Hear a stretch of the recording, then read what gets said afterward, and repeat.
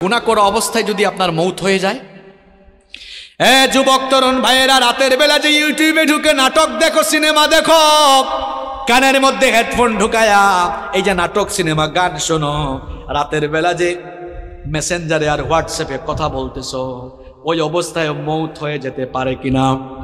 আস্তে বলবেন না, জোরে বলেন, মৌত হতে পারে কিনা? এই অবস্থায় যদি মৌত হয়ে যায় কি হবে? মুসলিম শরীফে নবীজি বলেছেন, ইউবাসু কুল্লু আবদিন আলা মা মাতা আলাইহি, মানুষ যে অবস্থায় মারা যাবে ওই অবস্থায় তাকে কিয়ামতের দিন কবর থেকে উঠাবেন কে? এই যে অনেক যুবক তরুণরা রাতের বেলা নাটক সিনেমা দেখতে দেখতে নাপাক শরীরে নাপাক কাপড়ে ঘুমায়। কেন রে ভাই নাপাক থাকো? এই নাপাক অবস্থায় মৌত হয়ে যেতে পারে কিনা? অনেক মানুষ আছে পেশাব করে দাঁড়ায় দাঁড়ায় পেশাব করে, তারপরে দেখা যায় পেশাব করে অনেকে ঠিক মতো পানি নেয় না, ইস্তেঞ্জা করে পবিত্র হয় না, এরকম আছে না নাই? এমনকি সবচেয়ে মজার ব্যাপার হলো, ওয়াজ শুনতে এসেছে, ওয়াজ থেকে যাওয়ার সময় রাস্তার ধারে পেশাব করে পবিত্র হয় না, এই রকম কারবারিও আছে না নাই? ওয়াজ শুনতে আসছে, যাওয়ার সময় নাপাক হয়ে বাড়ি ফিরে যাচ্ছে, এখন নাপাক অবস্থায় মৌত হয়ে যেতে পারে কিনা? আমার ভাইয়েরা, যে ব্যক্তি নাপাক থাকে তার সঙ্গে ফেরেশতা থাকে না, থাকে কে? আস্তে বলবেন না, জোরে বলেন, থাকে কে? তো এই অবস্থায় যদি আপনি মারা যান, কিয়ামতের দিন কিংবা কবরে গিয়ে কিয়ামতের মাঠে আপনি কিভাবে আল্লাহর সামনে দাঁড়াবেন? আপনি তো নাপাক অবস্থায় দুনিয়া থেকে চলে গেলেন।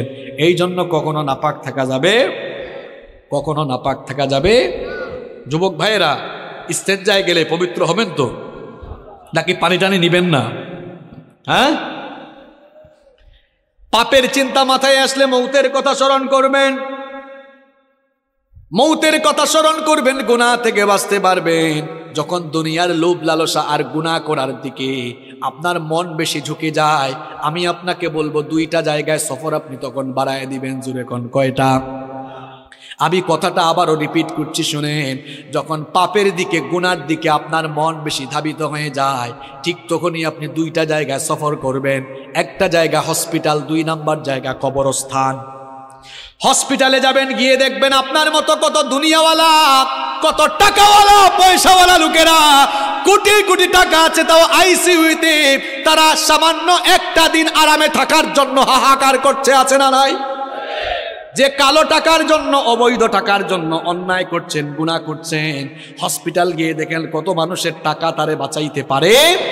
একটু পর পর আইসিইউ থেকে লাশ বের হচ্ছে। এরপরে হাসপাতালে যাওয়ার পরেও যদি আপনার দিল নরম না হয়, তাহলে মাঝে মাঝে প্রেমবাগের কবরস্থানগুলোতে ভিজিট করবেন, গিয়ে দেখবেন আপনার মতো টাকাওয়ালা, পয়সাওয়ালা লোকেরা, ক্ষমতাওয়ালা লোকেরা, একদিন বিরাট টাকা পয়সা, অর্থবিত্ত, বাড়ি গাড়ি সব ক্ষমতা ছিল, এখন কবরের নিচে ঘুমায়া আছে। আমরা মনে করি আমাদের বউ আপন, আমরা মনে করি ছেলে মেয়ে আপন। আজকে মরে দেখেন কেউ আপনার আপন নয়, আপন কেবল একজন, তিনি কি? কি কথা বলছি বুঝতে পারছেন আপনি? আপনি বলছেন আপনার বউ আপন, আপনার ছেলে মেয়ে, ভাই বোন আপন। আপনি এই মুহূর্তে মরে যান, বুঝবেন আপন কে। দেখবেন এই বউ, এই ছেলে মেয়েরা কিছুক্ষণ কান্না করবে, কিছুক্ষণ কান্না করার পরে বলবে, মৃত লাশকে বেশিক্ষণ ঘরে রাখতে নাই, তাড়াতাড়ি দাফন করা দরকার। আপনাকে দেখবেন সাদা কাফন দিয়ে পেঁচায়া জানাজার মাঠে নিয়ে যাবে। যে ছেলে মেয়েদের জন্য, দেখেন একটু আগেই বলেছি কেউ আপন না, এই ছেলে মেয়েদের জন্য, বাড়ি গাড়ি করার জন্য, প্রপার্টি করার জন্য, সম্পত্তি কামানোর জন্য ঠিকঠাক নামাজও পড়েন নাই, অনেক সময় সঠিকভাবে আল্লাহর ইবাদত করেন নাই। যাদেরকে আপন মনে করেছেন, আজ তারাই আপনাকে নিয়ে কবরে চলে যাবে, কবরে রেখে রেখে তারা আপনাকে চলে আসবে। এরপরে দেখবেন কেউ আপনার আপন থাকবে না। কবরে যাওয়ার পরে 2 জন ছাড়া আর কেউ আপন নাই, একজন হচ্ছেন আল্লাহ। এই জন্য কবরে ফেরেশতা এসে প্রথমে জিজ্ঞেস করবে, বোন নাম কি, ছেলে মেয়ের নাম কি? না, জিজ্ঞেস করবে মার, আর একটু জোরে বলেন, মার রব্বুকা। প্রথমে এসে বলবে তোমার রব কে। তাহলে বুঝে নেন আপন, আপন কে, সবচাইতে আপন কে? আমার যখন ফুরাবে দিন, আসবে গহীন রাতি, থেকো আল্লাহ জীবনে, হয় চির সাথী, আসবে গহীন রাতি।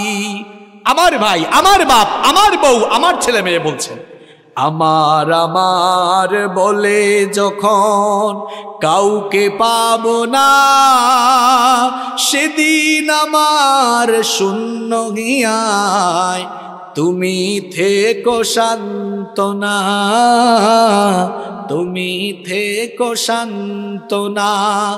আমার আমার বলে যখন কাউকে পাবো না, সেদিন আমার শূন্য হিয়ায় তুমি থেকো সান্ত্বনা, তুমি থেকো সান্ত্বনা। আখির আলো নিভে যেদিন মনে আলো দিয়ে আসবে নাকি অন্ধ চোখে একটু আলো নিয়ে, সেদিন আমার, সেদিন আমার, সেদিন আমার অন্ধ চোখে তুমি আলোর জ্যোতি আসবে গহীন রাতি। আমার যখন ফোরাবে দিন আসবে গহীন রাতি, থেকো আল্লাহ জীবনে হয় চির সাথী আসবে গহীন রাতি। বলেন আমিন। একজনই আপন আর কেউ আপন না। আমার দাদার বাবার নাম জানি না। আপনি বলবেন হুজুর হঠাৎ করে এই কথা বলছেন কেন? হ্যাঁ, আপনি যে দুনিয়ার পেছনে ছুটছেন, ওই দুনিয়া যে আপনার নাম মনে রাখবে না, ওইটাই বুঝাচ্ছি আপনারে। আমি আমার দাদার বাপের নাম জানি না। আপনারা যদি বলি আপনার দাদার বাবার নাম কি, শেষ গুল্লা খাবেন। আমার দাদার বাপ 160-70 বছর আগে দুনিয়াতে ছিল। এখন 160-70 বছরের ব্যবধানে তার পরবর্তী প্রজন্ম তার নাম ভুলে গেল। ঠিক একই পরিণতি আমার আপনার হবে। কিসের পেছনে ছুটছেন আপনি? আপনার পরবর্তী প্রজন্ম দোয়া করা দূরের কথা, আপনার নামও মনে রাখবে না এরা। আপনার 6-7 পুরুষ আগে কারা কারা দুনিয়ায় ছিল, নসব নামা, আপনি কি সবার নাম বলতে পারবেন? 2-1 বলতে পারলেও সবাই পারবে। কার জন্য কি করছেন? এত গুনাহ করছেন, পাপ করছেন। এই ছেলে মেয়ে, জায়গা সম্পদ, বাড়ি গাড়ি, আরে ভাই বাড়ির জায়গায় থাকবে, বাড়িওয়ালা থাকবে। চোখেরই পলকে তুমি হতে পারো লাশ, চিরতরে বন্ধ হবে তোমারই নিঃশ্বাস। চোখের পলকে আপনি লাশ হতে পারেন। আশেপাশে বাজার আছে না? বাজারের নাম কি? ওই বসুন্ধিয়া বাজারে হয়তো আপনার কাফনের কাপড় বরাদ্দ হয়ে গেছে, চলে এসেছে, আপনি নিজেও জানেন না। আপনি ঘরে বসে এখন গোটা পৃথিবীর খবর নিতে পারবেন। ঘরে বসে গোটা পৃথিবীর খবর নিতে পারলেও কার জন্য কাফনের কাপড় রেডি, কেউ এই খবর জানে না। যুবকরা বলবে হুজুর আমরা জোয়ান, আমরা বাঁচবো আরো। আরে ভাই, তোমার মতো কত যুবক রাতের বেলা বাড়িতে ঘুমায়, সকালবেলা তার লাশ বের হয়। Keep in your mind, there is no serial of death. মৃত্যুর কোনো সিরিয়াল নাই। পৃথিবীতে আসার সিরিয়াল আছে, পৃথিবীতে আসার সিরিয়াল আছে, যাওয়ার কোনো সিরিয়াল নাই। দেখা যায় আসার সময় সবার আগে দাদা, তারপরে বাবা, এরপরে ছেলে, তারপর দাদার ঘরে নাতি। আসার সুন্দর সিরিয়াল আছে, যাওয়ার কোনো সিরিয়াল নাই। মাঝে মাঝে সিরিয়াল ব্রেক হয়ে দেখা যায় নাতির লাশ দাদা কবরে নামায়, অথবা ছেলের লাশ বাবা কবরে নামায়। যে কেউ যে কোনো সময় চলে যেতে পারে, কোনো ঠিক ঠিকানা নাই। কি কারণে আমাকে আপনাকে দুনিয়াতে পাঠানো হলো? কেন আমাদেরকে পয়দা করে দুনিয়াতে আল্লাহ পাঠালেন? কোরআনুল কারীমের 51 নম্বর সূরা সূরাতুয যারিয়াতের 56 নম্বর আয়াতের মাধ্যমে রব্বুল আলামিন আমাদেরকে সেই কথা জানিয়ে দিলেন, ওয়ামা খালাকাতুল জিন্না ওয়াল ইনসা ইল্লা লিয়াবুদুন। I didn't create the jinn kind and mankind except my lordship. আল্লাহ তাআলা বলছেন, আমি পৃথিবীতে জিন আর মানব জাতিকে আমার গোলামি ছাড়া, আমার দাসত্ব ছাড়া অন্য কিছুর জন্য সৃষ্টি করি নাই। আমাদেরকে যার গোলামির জন্য সৃষ্টি করা হয়েছে তিনি কে? অনেকে বলে না, কয় হুজুর এত টাকা পয়সার মালিক, গোলাম পরিচয় দেই কেমনে? আপনি শুধু গোলাম নন, গোলামের ঘরের গোলাম, বান্দির ঘরের গোলাম। আপনার বাপ দাদা পূর্বপুরুষ 14 গোষ্ঠী আল্লাহর গোলাম। আমরা গোলাম জাত, গুলামির জন্যই আমাদেরকে সৃষ্টি করা হয়েছে। আমরা ইবাদত করব কার? বিধিবিধান মেনে চলবো কার? আমরা যেন আল্লাহর ইবাদত না করি, আমরা যেন আল্লাহর বিধিবিধান মেনে না চলি, আল্লাহর গুলামির পথে সব সময় একজন আমাদেরকে প্ররোচনা দেয়, বাধা দেয়, আমাদেরকে ধোঁকা দেয়। সবাই জোরে বলেন তো তার নাম কি? শয়তান। এই শয়তানের বয়স আমাদের চেয়ে কম না বেশি? এই বেটার বুদ্ধি আমাদের চেয়ে কম না বেশি? দেখছেন কারবার, হে বয়সেও পাক না, বুদ্ধিতেও পাক না। সে সব সময় ধোঁকা দিয়ে দিয়ে আমাদেরকে আল্লাহর দ্বীনের বিপরীত পথে পরিচালিত করে জাহান্নামের দিকে নিয়ে যেতে চায়।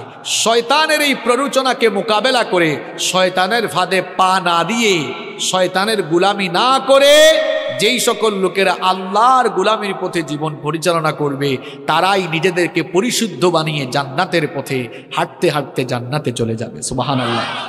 আর যারা শয়তানের ফাঁদে পা দিয়ে, শয়তানের প্ররোচনায় পড়ে দুনিয়ার জীবনকে শয়তানের কথা মতো দুনিয়ার জীবন কাটায় দিবে, এই লোকগুলোর দুনিয়া আখিরাত ব্যর্থ হয়ে এরা জাহান্নামে চলে যাবে।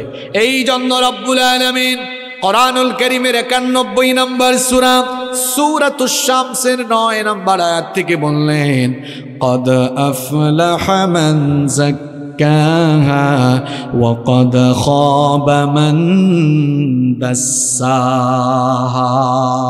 কথাগুলো কার? আল্লাহ তাআলা বলছেন অবশ্যই সে সফল কাম হয়েছে যে শয়তানের প্ররোচনা থেকে মুক্ত হয়ে পাপ পঙ্কিলতা মুক্ত জীবন গঠন করে পরিশুদ্ধ হয়েছে, সে সফল হয়ে জান্নাতে যাবে। সুবহানাল্লাহ।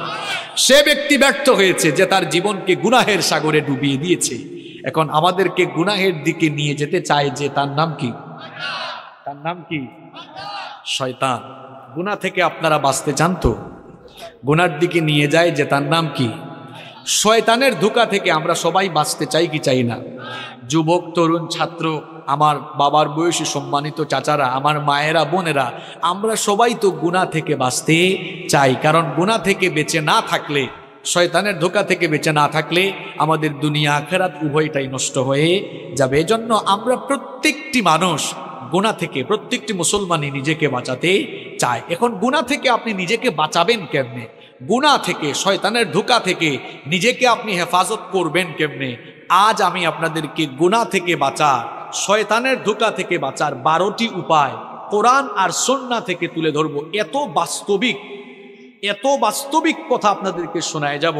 এই 12টি পয়েন্ট আপনারা যদি মুখস্থ করে যেতে পারেন, আর এই 12টি আমল যদি প্রত্যেকটি ভাই শুরু করে দিতে পারেন, ইনশাআল্লাহ গুনাহমুক্ত জীবন সাজিয়ে আমরা জান্নাতে যাব। বলেন ইনশাআল্লাহ। প্রিয় ভাইয়েরা, আপনাদেরকে যে কাজটা করতে হবে, এই 12টা পয়েন্ট সবাইকে একদম মুখস্থ করে তারপর বাড়ি যাওয়া লাগবে। পারবেন না ইনশাআল্লাহ? মাত্র 12টা কথা, খুব সহজ কথা বলবো, আপনারা সবাই মুখস্থ করে বাড়ি যেতে পারবেন না ইনশাআল্লাহ? পারবেন তো ইনশাআল্লাহ? তাইলে আমরা গুনাহ থেকে বাঁচবো কিভাবে? শয়তানের ধোঁকা থেকে বাঁচবো কিভাবে? গুনাহ থেকে বাঁচার, শয়তানের ধোঁকা থেকে বাঁচার কয়টা উপায় বলবো? সবাই বলেন কয়টি? 12টি। দেখেন শুরু করছি। নাম্বার 1, 1 নাম্বার, গুনার দিকে নেয় যে তার নাম শয়তান, ওই শয়তানের ওয়াসওয়াসা থেকে পানাহ চাইতে হবে কার কাছে? 1 নাম্বার আমল শেখাই যাচ্ছি। যখন গুনাহের চিন্তা, পাপের চিন্তা মাথায় আসবে, সাথে সাথে ওই শয়তানের খপ্পর থেকে নিজেকে বাঁচানোর জন্য সাথে সাথে আশ্রয় চাইতে হবে কার কাছে? কারণ শয়তান হে এমন জিনিস, তারে মোকাবেলার জন্য পৃথিবীতে কোনো যন্ত্র আসে নাই, কিয়ামত পর্যন্ত আসবে না। আপনি গুলি, বোমা, রকেট কি দিয়া শয়তানের মোকাবেলা করবেন? কিচ্ছু দিয়ে পারবেন না। এমনকি আমেরিকার প্রেসিডেন্ট জো বাইডেন, রাশিয়ার প্রেসিডেন্ট পুতিন, তারাও শয়তানের মোকাবেলা করতে পারবে না। শয়তানের মোকাবেলায় তারাও দুর্বল, বরং উল্টা শয়তান আরও তাদেরকে দিয়ে শয়তানি করাইতে পারবে। দেখছেন শয়তানের পাওয়ার। আমেরিকার প্রেসিডেন্ট, রাশিয়ার প্রেসিডেন্ট, যে রাশিয়ার প্রেসিডেন্ট পুতিন পশ্চিমা বিশ্বকে বুড়ি আঙ্গুল দেখায়, যে ন্যাটোকে পর্যন্ত তুয়াক্কা করে না, সেও শয়তানের মোকাবেলায় সফল না ব্যর্থ। কারণ শয়তানকে আল্লাহ এমন পাওয়ার দিয়েছেন, আপনার শরীরের শিরায় শিরায় সে বিচরণ করার ক্ষমতা রাখে। এই শয়তান আপনাকে গুনাহের চিন্তা মাথায় এনে দিবে, পাপের চিন্তা মাথায় এনে দিবে। এজন্য শয়তানের ধোঁকা থেকে, গুনাহ থেকে বাঁচার জন্য প্রথম আমল করবেন, যখনই গুনাহের চিন্তা মাথায় আসবে, পাপের চিন্তা মাথায় চলে আসবে, আশ্রয় চাইবেন কার কাছে? এই আমলটা আমি আপনাদেরকে শিখাচ্ছি না, কোরআনুল কারীমের 7 নম্বর সূরা সূরাতুল আরাফের 200 নম্বর আয়াতে আল্লাহ তাআলা এই আমল আমাদেরকে শিখালেন। আল্লাহ তাআলা বললেন, ওয়া ইম্মা ইয়ানজাগান্নাকা মিনাশ শাইতানি নাযগুন ফাস্তাইদ বিল্লাহ ইন্নাহু সামিউন আলীম। আল্লাহ তাআলা বলছেন, আর শয়তানের প্ররোচনা যখন তোমাকে প্ররোচিত করবে, সাথে সাথে তুমি আল্লাহর কাছে আশ্রয় চাও। প্রশ্ন হলো, আল্লাহর কাছে আমরা আশ্রয় চাইবো কিভাবে? এবার বুখারী আর মুসলিম শরীফ থেকে হাদিস শুনি আপনাদেরকে বুঝাই দিচ্ছি কিভাবে আল্লাহর কাছ থেকে আশ্রয় চাওয়া লাগে। নবী করিম সাল্লাল্লাহু আলাইহি ওয়াসাল্লামের সামনে একবার দুই ব্যক্তি ঝগড়া করছিল। দুইজন ঝগড়া করার এক পর্যায়ে একজন আরেকজনকে অশ্রাব্য ভাষায় গালিগালাজ শুরু করে দিল। এদের মধ্যে একজন নিজের রাগকে কন্ট্রোল করতে না পেরে হিতাহিত জ্ঞান হারিয়ে যা মন চায় তাই বলা শুরু করলো। লোকটার চেহারা পর্যন্ত লাল হয়ে গেল। নবীজি আল্লাহর নবী লোকটাকে দেখে বললেন, ইন্নী লা আ'লামু কালিমাতান লাউ ক্বালাহা লাযাহাবা আনহু মা ইয়াজিদ। নবীজি তখন বললেন, আমি এমন একটি কালেমা, এমন একটি বাক্য, এমন একটি সেন্টেন্স, এমন একটি দোয়া জানি, এই দোয়া যদি ওই বান্দা পড়ে নেয় তাহলে তার সমস্ত রাগ দূর করে নেবেন কে? অনেক মানুষ আছে রাগের সময় সিদ্ধান্ত নিয়ে নেয়। খবরদার প্রিয় ভাইয়েরা, রাগের সময় কোনো সিদ্ধান্ত নেবেন না। রাগের সময় সিদ্ধান্ত নিলে ওই সিদ্ধান্ত ভুল হওয়ার সম্ভাবনা আছে না নাই? এজন্য রাগের সময় দাঁড়িয়ে থাকলে বসে যাবেন, বসা থাকলে শুয়ে যাবেন। রাগের সময় খবরদার কোনো সিদ্ধান্ত নেবেন না, ওই সিদ্ধান্তের কারণে পরবর্তীতে পস্তানো লাগতে পারে।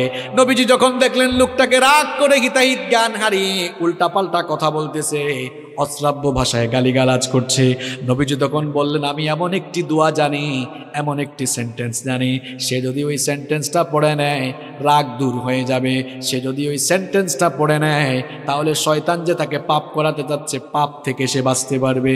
সাহাবারা বললেন, ইয়া রাসূলুল্লাহ, পড়েন সাল্লাল্লাহু আলাইহি ওয়াসাল্লাম। সেই দোয়াটা কি? নবীজি তখন বললেন, সে যদি ইস্তেআযা অর্থাৎ তাআউযুদ পাঠ করে নেয়, অর্থাৎ আউযু বিল্লাহি মিনাশ শাইতানির রাজিম, সে যদি ইস্তেআযা পাঠ করে বিতাড়িত শয়তান থেকে আল্লাহর কাছে পানা চায়, শয়তান থেকে পানা দেওয়া পৃথিবীর কোনো ক্ষমতাসীন মানুষ পারবে না, কোনো শক্তিশালী মানুষ পারবে না, যোদ্ধা পারবে না, পৃথিবীর কোনো সেনাবাহিনীও পারবে না। শয়তান থেকে আপনাকে কেবল একজনই বাঁচাতে পারে, সবাই বলেন তিনি কি? এই জন্য শয়তানের খপ্পর থেকে, শয়তানের ধোঁকা থেকে, গুনার চিন্তা থেকে বাঁচার জন্য 1 নম্বর আমল, গুনার চিন্তা যখন মাথায় আসবে, পাপের চিন্তা যখন মাথায় আসবে, কি পড়বেন? ঘুষের টাকা একজন নিয়ে আসছে, আরে বাপরে বাপ, করে নোট দেখা যাচ্ছে, যদি ঘুষের টাকাগুলা নিতে পারতাম তাহলে তো অনেক কাজে লাগাইতে পারতাম। চিন্তাটা আসা মাত্রই পড়ে ফেলবেন আউযু বিল্লাহি মিনাশ শাইতানির রাজিম, কারণ এই চিন্তাটা মাথায় এনে দিছে কে? সুদের টাকা, সুদি কারবার করতে মন চায়, সুদি কারবার করলে ঘরে বসে বসে মাল বাড়ানো যাবে, এই চিন্তা মাথায় এসেছে, মনে করবেন শয়তান এই চিন্তা মাথায় নিয়ে এসেছে। আশ্রয় চাইবেন কার কাছে? আশ্রয় চাইবেন কার কাছে? যুবকরা ফেসবুক চালাও, ফেসবুকে ইউটিউবে ভিডিও দেখছো, হয়তো তাফসীর শুনছো, নিচেই দেখা যাচ্ছে একটা গানের ভিডিও। হ্যাঁ, নিচেই দেখা যাচ্ছে কিসের ভিডিও? গানের ভিডিও। ওইটা দেখার আগে আউযু বিল্লাহি মিনাশ শাইতানির রাজিম বলে ওখান থেকে বের হয়ে যেতাম, ঠিক কিনা? গুনাহ থেকে নিজেকে, পাপ থেকে বাঁচিয়ে রাখবেন কেমনে? শুনে যান। 1 নাম্বার আমল শিখলাম, গুনাহ থেকে বাঁচার জন্য গুনার চিন্তা মাথায় আসলেই যার কাছে আশ্রয় চাইব, সবাই আওয়াজ করে বলেন তিনি কি?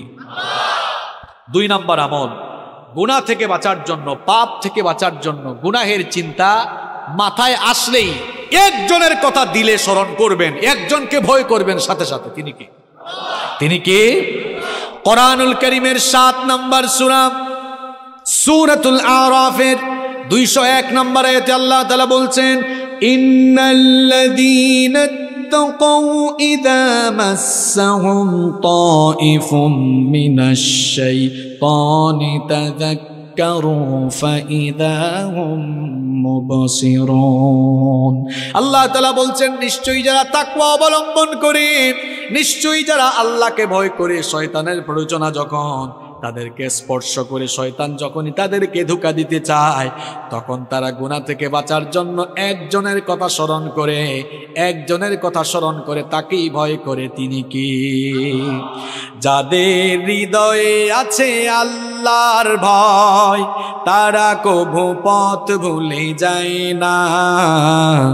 আল্লাহর প্রেম ছাড়াই দুনিয়ায় কারো কাছে কোনো কিছু চাই না, কারো কাছে কোনো কিছু চাই না। আল্লাহর ভয় যার অন্তরে আছে সে কখনো বিপদগামী হতে পারে। গুনাহ থেকে আপনি বাঁচতে পারবেন, পাপ থেকে আপনি বাঁচতে পারবেন। 2 নাম্বার আমল আপনাকে শেখাচ্ছি, যখনই গুনাহের চিন্তা মাথায় আসবে সঙ্গে সঙ্গে একজনের কথা স্মরণ করে ফেলবেন, একজনকে আপনি ভয় করে ফেলবেন। সবাই বলেন তিনি কি? এই একটা জিনিস, আল্লাহর ভয় যদি মানুষের অন্তরে থাকে, ওই মানুষকে দিয়ে কেউ কখনো কোনো পাপের কাজ, গুনাহের কাজ করাতে পারবে না। একটা ঘটনা আমার মনে পড়ে গেল, বলবো। সুনানে বাইহাকির ভেতরে হাদিস বর্ণিত হয়েছে, খুব মন দিয়ে ঘটনাটা শুনেন আমার বাবারা, প্রিয় ভাইয়েরা, খুব মন দিয়ে ঘটনাটা শুনেন। আব্দুল্লাহ ইবনে ওমর রাদিয়াল্লাহু আনহু তিনি একবার তার সঙ্গী সাথীদেরকে নিয়ে এক সফরে বের হলেন। দুপুরের খাবারের সময় যখন হয়ে গেল, তারা তখন খাবার গ্রহণের জন্য দস্তরখানা বিছালেন। যখনই তারা খাবার খেতে যাবেন, ঠিক তখনই লক্ষ্য করলেন তাদের পাশ দিয়ে এক রাখাল হেঁটে যাচ্ছে। আব্দুল্লাহ ইবনে ওমর রাদিয়াল্লাহু আনহু তাকে বললেন, হে রাখাল ভাই, আমরা দুপুরের খাবার গ্রহণের জন্য বসেছি, তুমিও আসো, আমাদের সাথে খাবার খাও, খাবার গ্রহণ করো। রাখাল ছেলেটি তখন বলল, ও মুসাফির ভাই, আমাকে খাবারের দাওয়াত দিয়েছেন, আমি খুশি হয়েছি, কৃতজ্ঞতা জানাচ্ছি, কিন্তু আপনাদের সাথে আমি তো খাবার খেতে পারবো না। আব্দুল্লাহ ইবনে ওমর রাদিয়াল্লাহু আনহু তাকে বললেন, কি কারণে তুমি আমাদের সাথে খাবার খেতে পারবে না? রাখাল তখন বলল, আমি রোজা রেখেছি, এই জন্য তোমাদের সাথে খাবার খেতে পারবো না।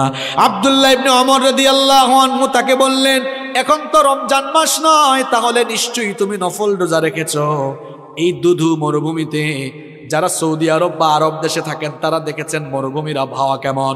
তিনি বলছেন, এই রুক্ষ মরুভূমিতে বিশাল পশুর পাল নিয়ে তুমি এই মরুভূমিতে এসেছো, তুমি রাখাল মানুষ, সব সময় হয়তো ভালো খাবার দাবার পাও না, আর এই প্রচন্ড গরম তাপমাত্রায় খুব কষ্ট হচ্ছে তোমার, আসো আমাদের সাথে খাবার খাও, আমাদের সাথে ভালো আইটেমের খাবার আছে, নফল রোজা ভাঙলে তো কোনো অসুবিধা হবে না।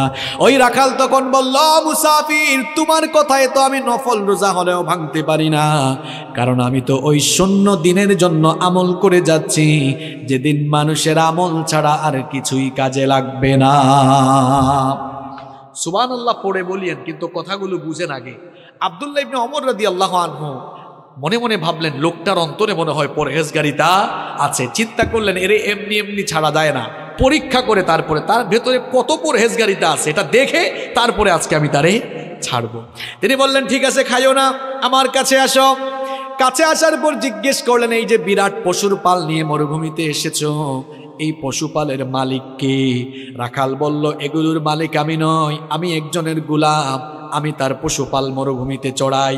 এবার আব্দুল্লাহ ইবনে ওমর রাদিয়াল্লাহু আনহু রাখালকে পরীক্ষা করার জন্য একটা অপশন পেয়ে গেলেন। তিনি বললেন, ও রাখাল ভাই শোনো, এই পশুর পাল থেকে একটা ছাগল বা মেষ আমার কাছে তুমি বিক্রি করে দাও, আমি তোমাকে নগদ টাকা দিব। তুমি তো রোজাদার মানুষ, আমার সাথে খাবার খেলে না, ওই পশুটা জবাই করে কিছু মাংসও আমি তোমাকে হাদিয়া দিব, তোমাকে নগদ টাকা দিব, পাশাপাশি তোমাকে মাংস হাদিয়া দিব। রাখাল তখন বলল, মুসাফির, আমি তো তোমাকে আগেই বলেছি এই পশুপালের মালিক আমি নই, তোমার কাছে বিক্রি করলে আমার মালিকের কাছে গিয়ে আমি কি জবাব দিব? আব্দুল্লাহ ইবনে ওমর রাদিয়াল্লাহু আনহু তাকে পরীক্ষা করছেন, পরীক্ষা করার উদ্দেশ্যেই সবগুলো কথা বলতেছেন। তিনি বললেন, শোনো, এই রকম বিরাট পশুর পাল নিয়ে মরুভূমিতে আসলে পশুপালের উপরে বাঘের আক্রমণ হতে পারে, এটা সবার জানা কথা। তুমি যদি তোমার মালিককে গিয়ে বলো বাঘের আক্রমণে একটা ছাগল বা একটা মেষ বাঘ খেয়ে ফেলেছে, তোমার মালিক কিছুই মনে করবে না। একদিকে তারেও বুঝ দিতে পারবা, অন্যদিকে আমার কাছে বিক্রি করলে নগদ টাকা আর কিছু মাংস হাদিয়া পাবা। সুতরাং নগদেই লাভ তুমি হাতছাড়া করো না। রাখাল, সে রাখাল এবং গরিব মানুষ হলেও জবাবটা কি দিল শুনে, সে তখন বলল, মুসাফির, কি বোকার মতো কথা বলছো তুমি? আমি হয়তো মিথ্যা বলে ধোঁকাবাজি করে আমার মালিককে গিয়ে যে কোনো কায়দায় আমি বুঝ দিয়ে ফেলতে পারবো, কিন্তু তোমার কাছে প্রশ্ন হচ্ছে, আইন আল্লাহ, আমার আল্লাহ কোথায়? আমার মালিকের মালিক, তোমার মালিক, আমার মালিক, বিশ্বজাহানের মালিক, সেই আল্লাহ তাআলাকে ধোঁকা দেওয়া তো কারো দ্বারা সম্ভব হবে না। ঠিক কইেন না কেন? কি বুঝলেন? দেখছেন, অন্তরে আল্লাহর ভয় থাকলে কেউ জোর করে কখনো তাকে দিয়া খারাপ কাজ করাতে পারবে না। আমি তো বলি, কারো অন্তরে আল্লাহর ভয় থাকলে এরে আপনি গাছের সাথে বাঁধা পিটানো, যদি বলেন যাই খারাপ কাজ করছে মরে যাবে, তাও আল্লাহর ভয়ে গুনাহের কাজ করবে না। শুধু পুলিশ দিয়া পিটাইয়া মানুষ ভালো বানানো যায় না। মাঝে মাঝে দেখা যায় জেলখানায় ঢুকার পরে দাগি দাগি আসামি জামিন নিয়ে বের হয়ে প্রমোশন নিয়ে বড় বড় ডাকাত হয়ে যায়। শুধু পিটাইয়া মানুষ ভালো বানাইতে পারবেন না। মানুষের কলিজার ভেতরে আল্লাহর ভয় ঢুকায় দেন, দেখবেন এই মানুষগুলো আল্লাহর ওলি হয়ে যাবে। গুনাহ থেকে বাঁচতে হলে আল্লাহর ভয় কলিজায় ঢুকাতে হবে। যার কলিজায় আল্লাহর ভয় আছে, ওই যুবক কখনো ফোন হাতে নিয়ে অশ্লীল ভিডিও দেখবে না। যার কলিজায় আল্লাহর ভয় আছে মিথ্যা বলবে না। যার কলিজায় ভয় আছে জনগণের সম্পদ মেরে খাবে না, মানুষের হক নষ্ট করবে না। যার কলিজায় ভয় আছে ইসলামের বিরুদ্ধে কথা বলবে না। যার কলিজায় আল্লাহর ভয় নাই, সে যা মন চায় তাই করতে পারবে। এমনকি কেউ ব্যবসায়ী হলে আল্লাহর ভয় থাকলে কখনো মানুষের সঙ্গে ধোঁকা দিবে না। দেখেন আল্লাহর ভয়টা কি জিনিস, এই ঘটনাটা আপনারা সবাই জানেন, তাও আমি 30 সেকেন্ডে বলছি জাস্ট বুঝাবার জন্য। ওমর রাদিয়াল্লাহু আনহু, আপনারা জানেন, তিনি অর্ধ পৃথিবী শাসন করেছেন। রাতের বেলা ঘুমাতেন। অর্ধ পৃথিবীর শাসন করতে হয়, রাতের ঘুম হারাম। জিজ্ঞেস করা হলো, রাতে ঘুমান না কেন? তিনি বলেন, আমি রাতের বেলা ঘুমাবো, আর জনগণ যদি কষ্ট পায়, এই কষ্টগুলোই কিয়ামতের দিন আমার জাহান্নামে যাওয়ার কারণ হয়ে যেতে পারে। আর আমরা ছোট ছোট চেয়ারের মালিক হয়ে যে গিয়ার বাড়ায় দেই, মাঝে মাঝে আমাদের অবস্থা হয়ে যায় এমন, যে যখন চেয়ারে সে উঠে যায় গিয়ারে। আপনার চেয়ারের গিয়ার একটু কমায় রেখেন, আর গিয়ার যদি উঠানো ইসলামের পক্ষে উঠাইয়েন, লাভ হবে। যেমন আমিও এখন গিয়ারে, কারণ আমি চেয়ারে, তবে আমার গিয়ার কোরআন হাদিসের পক্ষে, ইসলামের পক্ষে আছে। আর চেয়ারে বসে গিয়ার যদি ইসলামের বিরুদ্ধে নেন, মনে রাখবেন চেয়ারে বসাইছেন যিনি, জনগণের জুতার বাড়ি খাওয়াইয়া বেইজ্জত করে নামাইতে পারেন তিনি। এজন্য চেয়ারের নামে আল্লাহ কোরআনে আয়াত দিয়েছেন, আয়াতুল, কথা বলেন না কেন, আয়াতুল কুরসি। হোয়াটস দ্য মিনিং অফ কুরসি? What do you mean by কুরসি? কুরসি বলতে আপনি কি বুঝেন? কুরসি, ইটস এন অ্যারাবিক ওয়ার্ড, এটা আরবি শব্দ। এর বাংলা অর্থ হচ্ছে গদি, সিংহাসন। ইংরেজিতে আমরা এটাকে বলি চেয়ার। আল্লাহ তাআলা কোরআনের 6236টা আয়াতের মধ্যে চেয়ারের আয়াতকে সবচেয়ে ফজিলতের আয়াত বানিয়েছেন, যাতে চেয়ারওয়ালা লোকেরা চেয়ারে বসে চেয়ারের অপব্যবহার করে মানুষের উপরে জুলুম না করে। এই জন্য আল্লাহ তাআলা ওই চেয়ারের আয়াতে, আয়াতুল কুরসির ভেতরে তার নিজের সভরেন্টি, সার্বভৌম ক্ষমতার পরিচয় দিয়ে তামাম দুনিয়ার চেয়ারওয়ালা লোকদেরকে সাবধান করে দিয়েছেন। ওই আয়াত ভালো করে পড়বেন, আল্লাহ আমাদের বুঝার তৌফিক দান করেন। তো ওমর রাদিয়াল্লাহু আনহু রাতের বেলা ঘুমাইতেন না। একদিন শেষ রাতে দেখলেন এক বাড়িতে আলো জ্বলতেছে, কথাবার্তাও শোনা যাচ্ছে। একটু কান পাতলেন। স্বাভাবিক অবস্থায় কান পেতে কিছু শোনা জায়েজ নয়, তবে দায়িত্বশীল ব্যক্তির জন্য সেটা জায়েজ আছে। তিনি শুনলেন এক মা তার মেয়েকে বলছে যে, মেয়ে, বেটি উঠ, আমি উটনির দুধ দোহন করে এনেছি, দুধ তো কম পেয়েছি, পানি মিশা, দুধের পরিমাণও বাড়বে, লাভের পরিমাণও বাড়বে। মেয়ে বলল, মা গো, এটা তো অন্যায় কাজ, খাদ্যদ্রব্যে ভেজাল দেওয়া এটা ঠিক নয়। তাছাড়া আমাদের প্রেসিডেন্ট আমিরুল মুমিনিন ওমর রাদিয়াল্লাহু আনহু, তিনি তো রাষ্ট্রীয় নিষেধাজ্ঞা জারি করে দিয়েছেন যে খাদ্যে কোনো ভেজাল দেওয়া যাবে না। মা বলল, বেটি, এ তো বোকা কেন তুই? ওমর তো এই আদেশ দিয়া সে তার বাড়িতে ঘুমায়, সে কি আমাদের মামের কারবার দেখে? অথচ ওমর রাদিয়াল্লাহু আনহু দেয়ালের পাশে সব শোনে। আর মেয়ের কলিজায় আল্লাহর ভয় কেমন দেখেন। মেয়ে বলল, মা গো, তিনি না হয় ঘুমাচ্ছেন, কিন্তু উনার রব, তোমার রব, আমার রব, তিনি কি রাতের বেলা ঘুমায় থাকেন নাকি? উনার তো কোনো তন্দ্রা নাই, ঘুম নাই, তিনি সব দেখেন কিনা? দেখেছেন আল্লাহর ভয়? এই একটা জিনিস আপনার অন্তরে থাকলে, পাপের চিন্তা মাথায় এসেছে, জনগণের হক মাইরা খাওয়ার চিন্তা মাথায় এসেছে, সাথে সাথে কলিজায় আল্লাহর ভয় ঢুকান মিয়া। পাপ থেকে গুনাহ থেকে বাঁচতে পারবেন। 2 নাম্বার আমল শিখালাম, পাপের চিন্তা গুনাহের চিন্তা মাথায় আসা মাত্রই, পাপের চিন্তা গুনাহের চিন্তা, এদিকে ঘুরে দেন, পাপের চিন্তা গুনাহের চিন্তা মাথায় আসা মাত্রই একজনের কথা স্মরণ করে তাকে ভয় করে ফেলা। তিনি কে? তিনি কে? আল্লাহ। কয়টা পয়েন্ট বললাম? 1 নাম্বার কি পড়বেন? গুনার চিন্তা মাথায় আসলে কি পড়বেন? 2 নাম্বার কাকে ভয় করবেন? নাম্বার 3 নাম্বার গুনাহের চিন্তা মাথায় আসলেই একটা জিনিসের কথা মনে করবেন, সেটার নাম মৃত্যু। সেটার নাম, জোরে বলেন, সেটার নাম কি? আপনি যে গুনাহ করছেন, ওই গুনাহ করা অবস্থায় যদি আপনার মৌত হয়ে যায়। যুবক তরুণ ভাইয়েরা, রাতের বেলা যে ইউটিউবে ঢুকে নাটক দেখো, সিনেমা দেখো, কানের মধ্যে হেডফোন ঢুকায়া এই যে নাটক সিনেমা গান শোনো, রাতের বেলা যে মেসেঞ্জারে আর হোয়াটসঅ্যাপে কথা বলতেছো, ওই অবস্থায় মৌত হয়ে যেতে পারে কিনা? আসতে বলবেন না, জোরে বলেন, মৌত হতে পারে কিনা? এই অবস্থায় যদি মৌত হয়ে যায় কি হবে? মুসলিম শরীফে নবীজি বলেছেন, ইউবাসু কুল্লু আবদিন আলা মা মাতা আলাইহি, মানুষ যে অবস্থায় মারা যাবে ওই অবস্থায় তাকে কিয়ামতের দিন কবর থেকে উঠাবেন কে? এই যে অনেক যুবক তরুণরা রাতের বেলা নাটক সিনেমা দেখতে দেখতে নাপাক শরীরে নাপাক কাপড়ে ঘুমায়। কেন রে ভাই নাপাক থাকো? এই নাপাক অবস্থায় মৌত হয়ে যেতে পারে কিনা? অনেক মানুষ আছে পেশাব করে দাঁড়ায় দাঁড়ায় পেশাব করে, তারপরে দেখা যায় পেশাব করে অনেকে ঠিক মতো পানি নেয় না, ইস্তেঞ্জা করে পবিত্র হয় না, এরকম আছে না নাই? এমনকি সবচেয়ে মজার ব্যাপার হলো, ওয়াজ শুনতে এসেছে, ওয়াজ থেকে যাওয়ার সময় রাস্তার ধারে পেশাব করে পবিত্র হয় না, এই রকম কারবারিও আছে না নাই? এই ওয়াজ শুনতে আসছে, যাওয়ার সময় নাপাক হয়ে বাড়ি ফিরে যাচ্ছে, এখন নাপাক অবস্থায় মৌত হয়ে যেতে পারে কিনা? আমার ভাইয়েরা, যে ব্যক্তি নাপাক থাকে তার সঙ্গে ফেরেশতা থাকে না, থাকে কে? আসতে বলবেন না, জুড়ে বলেন, থাকে কে? তো এই অবস্থায় যদি আপনি মারা যান, কিয়ামতের দিন কিংবা কবরে গিয়ে কিয়ামতের মাঠে আপনি কিভাবে আল্লাহর সামনে দাঁড়াবেন? আপনি কেউ নাপাক অবস্থায় দুনিয়া থেকে চলে গেলেন। এই জন্য কখনো নাপাক থাকা যাবে, কখনো নাপাক থাকা যাবে। যুবক ভাইয়েরা, ইস্তেঞ্জায় গেলে পবিত্র হবেন তো, নাকি পানি টানি নিবেন না? হ্যাঁ, পাপের চিন্তা মাথায় আসলে মৌতের কথা স্মরণ করবেন, মৌতের কথা স্মরণ করবেন, গুনাহ থেকে বাঁচতে পারবেন। যখন দুনিয়ার লোভ লালসা আর গুনাহ করার দিকে আপনার মন বেশি ঝুঁকে যায়, আমি আপনাকে বলবো 2টা জায়গায় সফর আপনি তখন বাড়ায় দিবেন। জুড়ে কোন কয়টা? আমি কথাটা আবারও রিপিট করছি, শুনেন। যখন পাপের দিকে গুনার দিকে আপনার মন বেশি ধাবিত হয়ে যায়, ঠিক তখনই আপনি 2টা জায়গায় সফর করবেন। একটা জায়গা হসপিটাল, 2 নাম্বার জায়গা কবরস্থান। হসপিটালে যাবেন, গিয়ে দেখবেন আপনার মতো কত দুনিয়াওয়ালা, কত টাকাওয়ালা, পয়সাওয়ালা লোকেরা, কোটি কোটি টাকা আছে, তাও আইসিইউতে তারা সামান্য একটা দিন আরামে থাকার জন্য হাহাকার করছে, আছে না নাই? যে কালো টাকার জন্য, অবৈধ টাকার জন্য অন্যায় করছেন, গুনাহ করছেন, হসপিটাল গিয়ে দেখেন কত মানুষের টাকা তারে বাঁচাইতে পারে। একটু পর পর আইসিইউ থেকে লাশ বের হচ্ছে।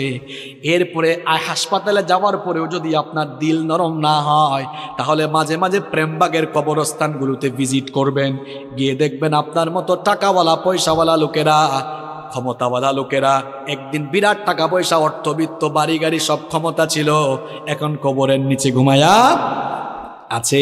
আমরা মনে করি আমাদের বউ আপন, আমরা মনে করি ছেলে মেয়ে আপন। আজকে মরে দেখেন কেউ আপনার আপন নয়, আপন কেবল একজন, তিনি কি? কি কথা বলছি বুঝতে পারছেন আপনি?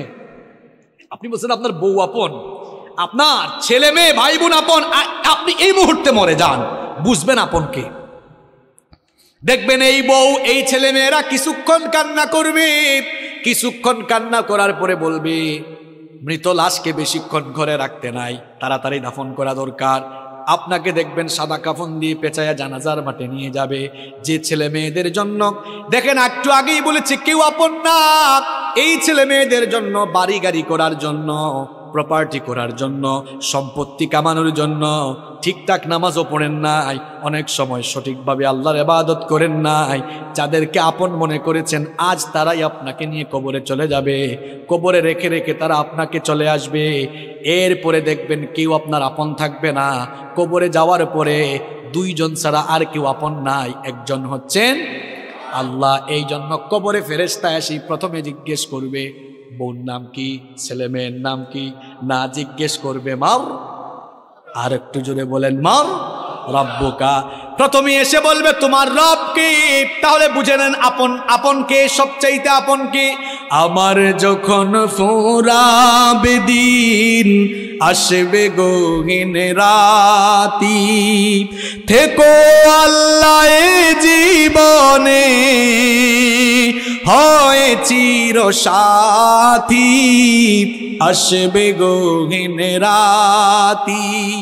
আমার ভাই, আমার বাপ, আমার বউ, আমার ছেলে মেয়ে বলছেন আমার আমার বলে যখন কাউকে পাবো না, সেদিন আমার শূন্য হিয়ায় তুমি থেকো সান্ত্বনা, তুমি থেকো সান্ত্বনা।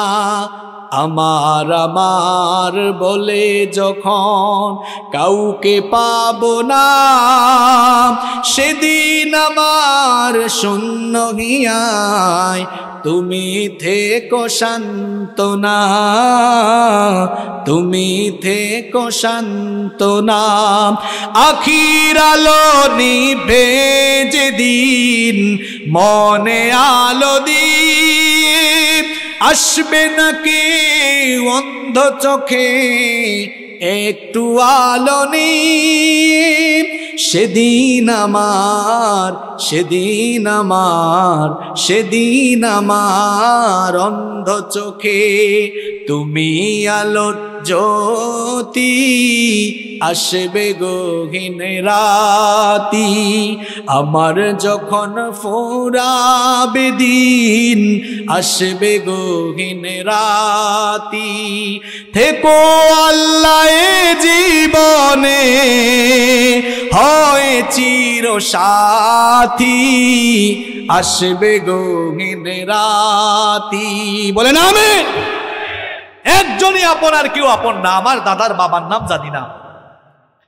আপনি বলবেন হুজুর হঠাৎ করে এই কথা বলছেন কেন? হ্যাঁ, আপনি যে দুনিয়ার পেছনে ছুটছেন, ওই দুনিয়া যে আপনার নাম মনে রাখবে না, ওইটাই বুঝাচ্ছি আপনারে। আমি আমার দাদার বাপের নাম জানি না। আপনারা যদি বলি আপনার দাদার দাদার বাবার নাম কি, শেষ গুল্লা খাবেন। আমার দাদার বাপ 160-70 বছর আগে দুনিয়াতে ছিল। এখন 160-70 বছরের ব্যবধানে তার পরবর্তী প্রজন্ম তার নাম ভুলে গেল। ঠিক একই পরিণতি আমার আপনার হবে। কিসের পেছনে ছুটছেন আপনি? আপনার পরবর্তী প্রজন্ম দোয়া করা দূরের কথা, আপনার নামও মনে রাখবে না এরা। আপনার 6-7 পুরুষ আগে কারা কারা দুনিয়ায় ছিল, নসব নামা, আপনি কি সবার নাম বলতে পারবেন? 2-1 বলতে পারলেও সবাই পারবে। কার জন্য কি করছেন? এত গুনাহ করছেন, পাপ করছেন। এই ছেলে মেয়ে, জায়গা সম্পদ, বাড়ি গাড়ি, আরে ভাই বাড়ি বাড়ির জায়গায় থাকবে, বাড়িওয়ালা বাড়িওয়ালা থাকবে। চোখেরই পলকে তুমি হতে পারো লাশ, চিরতরে বন্ধ হবে তোমারই নিঃশ্বাস। চোখের পলকে আপনি লাশ হতে পারেন। আশেপাশে বাজার আছে না? বাজারের নাম কি? ওই বসুন্ধিয়া বাজারে হয়তো আপনার কাফনের কাপড় বরাদ্দ হয়ে গেছে, চলে এসেছে, আপনি নিজেও জানেন না। আপনি ঘরে বসে এখন গোটা পৃথিবীর খবর নিতে পারবেন। ঘরে বসে গোটা পৃথিবীর খবর নিতে পারলেও কার জন্য কাফনের কাপড় রেডি, কেউ এই খবর জানে না। যুবকরা বলবে হুজুর আমরা জোয়ান, আমরা বাঁচবো আরো। আরে ভাই, তোমার মতো কত যুবক রাতের বেলা বাড়িতে ঘুমায়, সকালবেলা তার লাশ বের হয়। Keep in your mind, there is no serial of death. মৃত্যুর কোনো সিরিয়াল নাই। পৃথিবীতে আসার সিরিয়াল আছে, পৃথিবীতে আসার সিরিয়াল আছে, যাওয়ার কোনো সিরিয়াল নাই। দেখা যায় আসার সময় সবার আগে দাদা, তারপরে বাবা, এরপরে ছেলে, তারপর দাদার ঘরে নাতি। আসার সুন্দর সিরিয়াল আছে, যাওয়ার কোনো সিরিয়াল নাই। মাঝে মাঝে সিরিয়াল ব্রেক হয়ে দেখা যায় নাতির লাশ দাদা কবরে নামায়, অথবা ছেলের লাশ বাবা কবরে নামায়। যে কেউ যে কোনো সময় চলে যেতে পারে, কোনো ঠিক ঠিকানা নাই। এই বাড়ি বাড়ি জায়গা থাকবে বাড়িওয়ালা। আমি বলছিলাম পাপের চিন্তা মাথায় আসলেই কোন জিনিসটার কথা স্মরণ করা। আরেকটু জোরে বলেন। মৃত্যু আমাদের সামনে না পিছনে? না, এটা ভুল। মৃত্যু সামনে নয়, মৃত্যু পেছনে। কবর হলো সামনে, মৃত্যু পেছনে, কবর সামনে। আমার প্রিয় ভাইরা, যখনই কোনো গুনার চিন্তা মাথায় আসবে সাথে সাথে মৌতের কথা স্মরণ করবেন। আমি যদি এই গুনাহ করতে করতে মারা যাই, মরে যেতে পারি কিনা, মরে যেতে পারি কিনা। এই মৃত্যুর কথা স্মরণ করলে দেখবেন আপনি গুনাহের কাজ থেকে, পাপের কাজ থেকে নিজেকে আপনি হেফাজত করে রাখতে পারবেন ইনশাআল্লাহ। কষ্ট হচ্ছে না তো? আচ্ছা, গুনাহ থেকে বাঁচার কয়টা উপায় বলতেছি, আরো জোরে বলেন। ঘুম আসছে নাকি? একটা তাকবীর দেন তো, লিল্লাহি তাকবীর। দাঁড়ান দাঁড়ান, একটু বিয়ের আগে দেন যারা বিয়া করে ফেলছেন, এরপরে অবিবাহিতরা দিবেন। দেখি বিবাহিত এদের এনার্জি বেশি না অবিবাহিতদের এনার্জি বেশি? বিবাহিত ভাইরা প্রথমে রেডি। আপনারা মান সম্মান রাখেন কিন্তু। সবাই রেডি তো? লিল্লাহি তাকবীর। বাপরে বাপ, আরো করা যাবে নাকি? অবিবাহিত ভাইরা তোমরা শুনছো তো বিবাহিতদের আওয়াজ, নিজেদের মান সম্মান ইজ্জত নষ্ট করো না। তোমাদের আওয়াজ যদি বিয়ের আগেই কম থাকে সবাই ট্রল করবে তোমাদেরকে নিয়ে। সবাই রেডি তো অবিবাহিত ভাইরা? আচ্ছা, ইলেকট্রিসিটি চলে আসছে আলহামদুলিল্লাহ। অবিবাহিত ভাইরা সবাই রেডি তো? লিল্লাহি তাকবীর। তোমাদের তো এনার্জি বেশি থাকবেই ভাই, তোমরা তো বিয়ে করো না। এবার বিবাহিত অবিবাহিত ছোট বড় আমার বয়স্ক বাবারা সবাই মিলে আরেকবার লিল্লাহি তাকবীর। এদের জীবনে জীবনে আসছিল সব চলে গেছে, তাই না? এবার শুনতেও মজা লাগবে, তবে আমি কষ্ট দিব না আপনাদেরকে, শর্টলি বলছি। সম্মানিত ভাইয়েরা, তাহলে গুনাহ থেকে বাঁচার আমল হচ্ছে মোট 12টা। কয়টা বলছি? 3টা। 1 নাম্বার আশ্রয় চাইবেন কার কাছে? 2 নাম্বার ভয় করবেন কারে? 3 নাম্বার কোন জিনিসের কথা স্মরণ করবেন? 4 নাম্বার গুনাহ থেকে বাঁচতে হলে নিজেকে নফসের গোলাম বানানো যাবে। নফসের গোলাম নিজেকে বানানো যাবে না, কারণ নফস মানুষকে পাপের দিকে ধাবিত করে। আর নফস হলো 3 প্রকার। নফস কয় প্রকার? জোরে বলেন, কয় প্রকার? আরো জোরে, কয় প্রকার? 1 নাম্বার নফসে আম্মারা, 2 নাম্বার নফসে লাওয়ামা, 3 নাম্বার নফসে মুতমাইন্না। আবারও বলি, মুখস্থ করে ফেলেন। 1 নাম্বার নফসে আম্মারা, 2 নাম্বার নফসে লাওয়ামা, 3 নাম্বার নফসে মুতমাইন্না। আমি বানায় বলছি 3 প্রকার নফসের কথা কোরআনে আছে। কোথায় আছে দেখায় দিই। 1 নাম্বার নফসে আম্মারা, এটা কোন প্রকার নফস? যে নফস গুনাহের দিকে ধাবিত করে। এই ধরনের নফস থেকে আল্লাহ আমাদেরকে হেফাজত করেন। রব্বুল আলামিন কোরআনুল কারীমের 12 নম্বর সূরা, সূরা ইউসুফের 53 নম্বর আয়াতে বলছেন, ইন্নান নাফসা লাআম্মারাতুম বিসসুই ইল্লা মা রাহিমা রাব্বি ইন্না রাব্বি গফুরুর রহিম। আল্লাহ তাআলা বলছেন, নিশ্চয়ই নফস মানুষকে পাপের দিকে, গুনাহের দিকে ধাবিত করে। তবে সেই ব্যক্তি ছাড়া যার উপরে আল্লাহ দয়া করেন, নফসের গোলামি আপনাকে ছেড়ে দিতে হবে গুনাহ থেকে বাঁচার জন্য। যেমন ফজরের সময়, হোক সেটা শীতের দিন, হোক সেটা গরমের দিন, দেখবেন ফজরের টাইমে ওয়েদারটা একটু ঠান্ডা থাকে, আরামের থাকে। ওই সময় নফস চাইবে, মন চাইবে ঘুমান, আর আল্লাহ চাইবেন বান্দা উঠে নামাজ পড়। বলেন তো নফসের চাওয়াকে প্রাধান্য দিবেন নাকি আল্লাহর চাওয়াকে প্রাধান্য দিবেন? বললেন তো আল্লাহর চাওয়ারে প্রাধান্য দিবেন।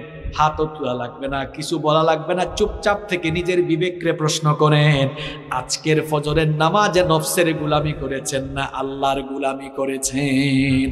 কিছু বলা লাগবে না, আমি তো বলছি চুপ থেকে বিবেককে প্রশ্ন করেন। নফসের গোলামি ছাড়তে হবে। গুনাহ থেকে, পাপ থেকে বাঁচতে হলে নফসের গোলামি ছাড়তে হবে। মন চাইবে সুদ খাবো, মনের চাওয়া প্রাধান্য দিব না। সুদ হারাম করেছে মোল্লানা আল্লাহ, আল্লাহর চাওয়া প্রাধান্য দিয়ে সুদ থেকে বিরত থাকবো। নফস চাইবে, মনটা চাইবে একটু ওই জায়গায় দুর্নীতি করি, এটা মনের চাওয়া। আল্লাহ চান বান্দা দুর্নীতি থেকে মুক্ত হয়ে তুই পবিত্র থাক। তাহলে মনের চাওয়া প্রাধান্য দিবেন না আল্লাহর চাওয়া প্রাধান্য দিবেন? হ্যাঁ যুবক তরুণ ছাত্ররা শোনো, মোবাইল ফোন হাতে নিলে মনটা চাইবে রাতের বেলা ইউটিউবে গিয়ে একটু নাটক দেখি, সিনেমা দেখি, অনেকে আবার পর্নোগ্রাফিতে আসক্ত, অনেকের মনটা চাইবে ফোনটা হাতে নিয়ে একটু ব্লু ফিল্ম দেখি। এটা হলো মনের চাওয়া। মনের চাওয়াকে প্রাধান্য দিব না, আল্লাহকে আমরা ভয় করব। তাহলে গুনাহ থেকে বাঁচার জন্য 4 নম্বর আমল শিখাচ্ছি, নফসের গোলামি থেকে বেঁচে থাকা লাগবে। 1 নম্বর নফস হচ্ছে নফসে আম্মারা, যেই নফস মানুষকে গুনার দিকে ধাবিত করে। আল্লাহ এই নফস থেকে আমাদের সবাইকে বাঁচান। আরো আসতে বলেন আমিন। 2 নম্বর নফসের নাম নফসে লাওয়ামা, যেই নফস অপরাধ করে ফেলার পরে লজ্জিত হয়ে যায়, সেই নফসের নাম হচ্ছে নফসে লাওয়ামা। কোরআনে কারীমের 75 নম্বর সূরা কিয়ামার শুরুতে আল্লাহ বলেছেন, লা উকসিমু বিয়াউমিল কিয়ামাতি ওয়ালা উকসিমু বিন নাফসিল লাওয়ামা। কথাটা কার? আল্লাহ বলছেন আমি শপথ করছি কিয়ামতের দিনের, আমি শপথ করছি সেই নফসের, যেই নফস নিজেকে ধিক্কার দেয়, গুনাহ করার পর লজ্জিত হয়। আল্লাহ এমন নফস আমাদের সবাইকে দান করো, জুড়ে বলেন আমিন। 3 নম্বর নফসের নাম নফসে মুতমাইন্না। নফসে মুতমাইন্না হচ্ছে এমন নফস, যেই নফস সব সময় আল্লাহর আনুগত্যের পথে পরিচালিত হয়, যেই নফস সব সময় আল্লাহর গোলামি করে সন্তুষ্ট থাকে। এই নফস আল্লাহ সবাইরে দান করেন, বলেন আমিন। এই রকম নফস যাদের, এই রকম নফস আছে যাদের, সফল কাম হয়ে যাবে তারা। এরা মারা যাওয়ার পর এদের রূহ যখন জিবরিল আমিন কবজ করবেন, তখন এই সকল লোকদেরকে বলা হবে, ইয়া আইয়াতুহান নাফসুল মুতমাইন্নাতু রুজিই ইলা রাব্বিকি রাদিয়াতাম মারদিয়া ফাদখুলি ফি ইবাদি ওয়াদখুলি জান্নাতি। বলা হবে, হে প্রশান্ত আত্মা, তোমার রবের সন্তুষ্টির দিকে বের হয়ে আসো, আল্লাহর নেককার বান্দাদের শামিল হয়ে আল্লাহর জান্নাতে তুমি দাখিল হয়ে যাও। তাহলে গুনাহ থেকে বাঁচার জন্য নফসের গোলামি করা যাবে না, নফসের চাওয়াকে প্রাধান্য দেওয়া যাবে না। যার গোলামি এবং যার চাওয়া প্রাধান্য দিতে হবে তিনি কি? যদি এমন নফস, যদি আপনি নিজেকে আল্লাহর গোলামির পথে পরিচালনা করতে পারেন, নফসের গোলাম না হয়ে যদি আল্লাহর গোলাম হতে পারেন, দেখেন আল্লাহ আপনাকে সুসংবাদ দিয়ে কি বলছেন, ওয়া আম্মা মান খাফা মাকামা রাব্বিহি ওয়া নাহান নাফসা আনিল হাওয়া ফাইন্নাল জান্নাতা হিয়াল মাওয়া। আল্লাহ তাআলা বলছেন, আর যারা আল্লাহর সামনে হাজির হওয়াকে ভয় করে নিজেদের নফসকে কুপ্রবৃত্তি থেকে যারা বিরত রাখে, এই রকম নিজেদেরকে নফসের গোলামি থেকে বাঁচিয়ে রাখবে যারা, আল্লাহর জান্নাতের অধিবাসী হয়ে যাবে তারা। আর আসতে বলেন সুবহানাল্লাহ।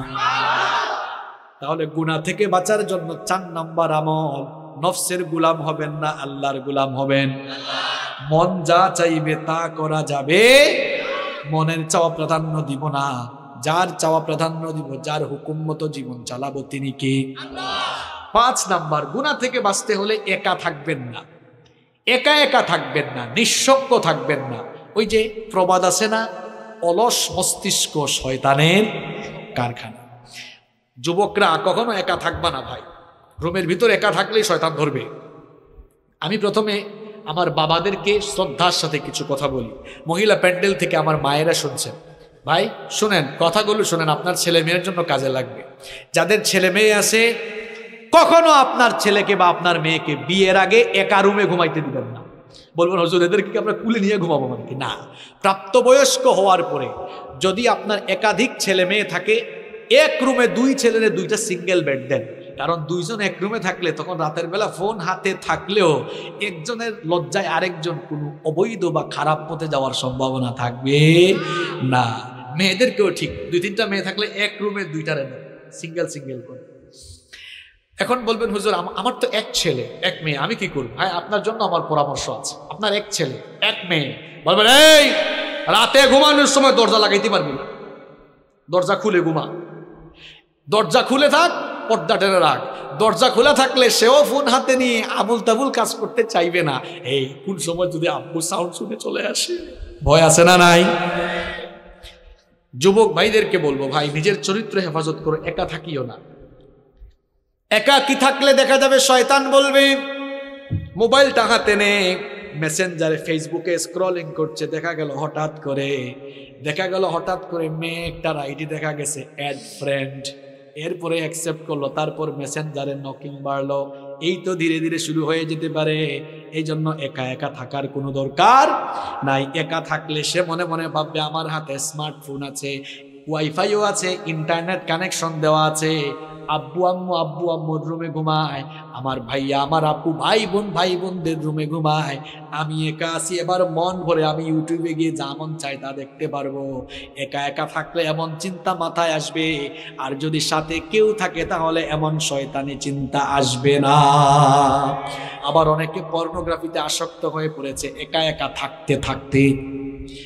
এরা কয়, মাঝে মাঝে কিছু যুবকরা আসে বলে, হুজুর এখান থেকে বের হয়ে আসতে চাই গুনাহ থেকে, একটু উপায় বলে দেন। আমি বলি ভাই উপায় হলো একা থাকিয়েন না। ওই হুজুর কার সাথে থাকবো? আব্বু আম্মুর সাথে সময় পাস করেন, ঘরের সবার সাথে, আব্বু আম্মু তো চাকরি করে। আমি বলবো ভাই ভালো ভালো বন্ধুর সাথে থাকেন, আলেমদের সাথে থাকেন, সামাজিক কাজ করেন। আপনি সামাজিক কাজ করেন, অর্থাৎ নিজেকে কখনো অবসর রাখবেন না, কোনো না কোনো কাজে থাকবেন, দেখবেন শয়তানি চিন্তা মাথায় আসবে। ছেলে মেয়েদেরকে একা ছাইরা দিয়েন না। আপনাদের অবস্থা তো হলো এমন, রাগ করেন না, চলাফেরা করেন চলাফেরা করেন আমেরিকান স্টাইলে, ক্ষতিগ্রস্ত হয়ে গেলে বিচার চান সৌদি স্টাইলে। উলামাইয়া ছেড়ে দিছে, এখন আপনার ছেলে মেয়ে কোথায় যায় এটা দেখা কি সরকারের দায়িত্ব? পুলিশের দায়িত্ব? সরকার ঠেকছে, পুলিশ ঠেকছে না যে সব দেখবে? এই যে দিহান আনুষ্কার কথা ভুলে গেছেন নাকি আপনারা? মনে আছে? আরে বাপ রে বাপ, নিজেদের মেয়ে কার সাথে গিয়ে গ্রুপ স্টাডি করে, কার বাসায় যায়, কোথায় যায়, কলেজে যায়, বিশ্ববিদ্যালয়ে যায়, সে কি ক্লাস করে নাকি কোন পার্কে ঘুরতে যায়, এটা পুলিশ দেখবে না আপনি দেখবেন? আপনার ছেলে মেয়ে কোথায় যাচ্ছে, কি করছে, কোনো খোঁজ খবর রাখেন না। ক্ষতিগ্রস্ত হয়ে গেলে কেঁদে কেঁদে এরপরে ফাঁসি চান, ফাঁসি দিতে হবে। চলাফেরা করেছেন এতদিন আমেরিকান স্টাইলে, এরপরে ক্ষতিগ্রস্ত হয়ে এরপরে বুঝে সৌদি স্টাইলে বিচার চান আপনি। নিজের সন্তান কোথায় যাচ্ছে, কি করছে, ভালো করে বলে গেলাম, খবরদার সন্তানগুলোরে একা রাখবেন না, নইলে খালি কপালে হাত দিবেন। এই ছাত্ররা যারা আছো, যুবক তরুণ যারা আছো, ভাই একা থাকবা না, নিজের চরিত্রটা সুন্দর রাখো। পারা যাবে তো ইনশাল্লাহ? পারা যাবে ইনশাল্লাহ? দেখেন তো, গুনাহ থেকে বাঁচার এই যে 5 নাম্বার আমলটা বললাম, এটা জীবনের সাথে বাস্তব না অবাস্তব? আসলে দেখবেন একা একা থাকলে শয়তান ধোঁকা দেয় বেশি। ওই যে অলস মস্তিষ্ক শয়তানের কারখানা। এই জন্য কখনো একাকী থাকা যাবে। ওই যে কিছুদিন আগে ওই যে কোন এক নায়কের শ্বশুর গুলি করে মারা গেল না, লোকটার নাম কি যেন ভুলেও গেছি আমি। লোকটার নাম কি, মনসুর খান নাকি আবু মনসুর খান, কি জানি নাম আছে। এই লোকটা নিঃসঙ্গ থাকতে থাকতে দেখছেন শেষ পর্যন্ত সুইসাইড করেছে। সুইসাইড করা ভালো জিনিস? তা মহাপাপ।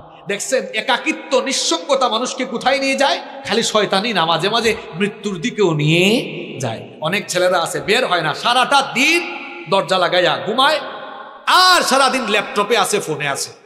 তোমরা যারা পড়াশোনা করো, তোমরা যারা স্কুল কলেজে পড়ো, তোমাদেরকে বলছি, তোমরা যে সারাটা দিন ফেসবুকে থাকো, রাত 2টা-3টা পর্যন্ত ফেসবুকে থাকো, তোমরা যতটা সময় ইন্টারনেটে কাটাও, ফেসবুকে স্ক্রলিং করো, আল্লাহর কসম করে বলছি, এই টাইমগুলো যদি তোমরা চেয়ার টেবিলে বসে পড়াশোনা আর গবেষণায় দিতে পারতে, কিসের নিউটন আর কিসের আইনস্টাইন, এদেরকে পেছনে ফেলে জ্ঞান গবেষণায় তোমরা অনেক দূর এগিয়ে যেতে পারতে।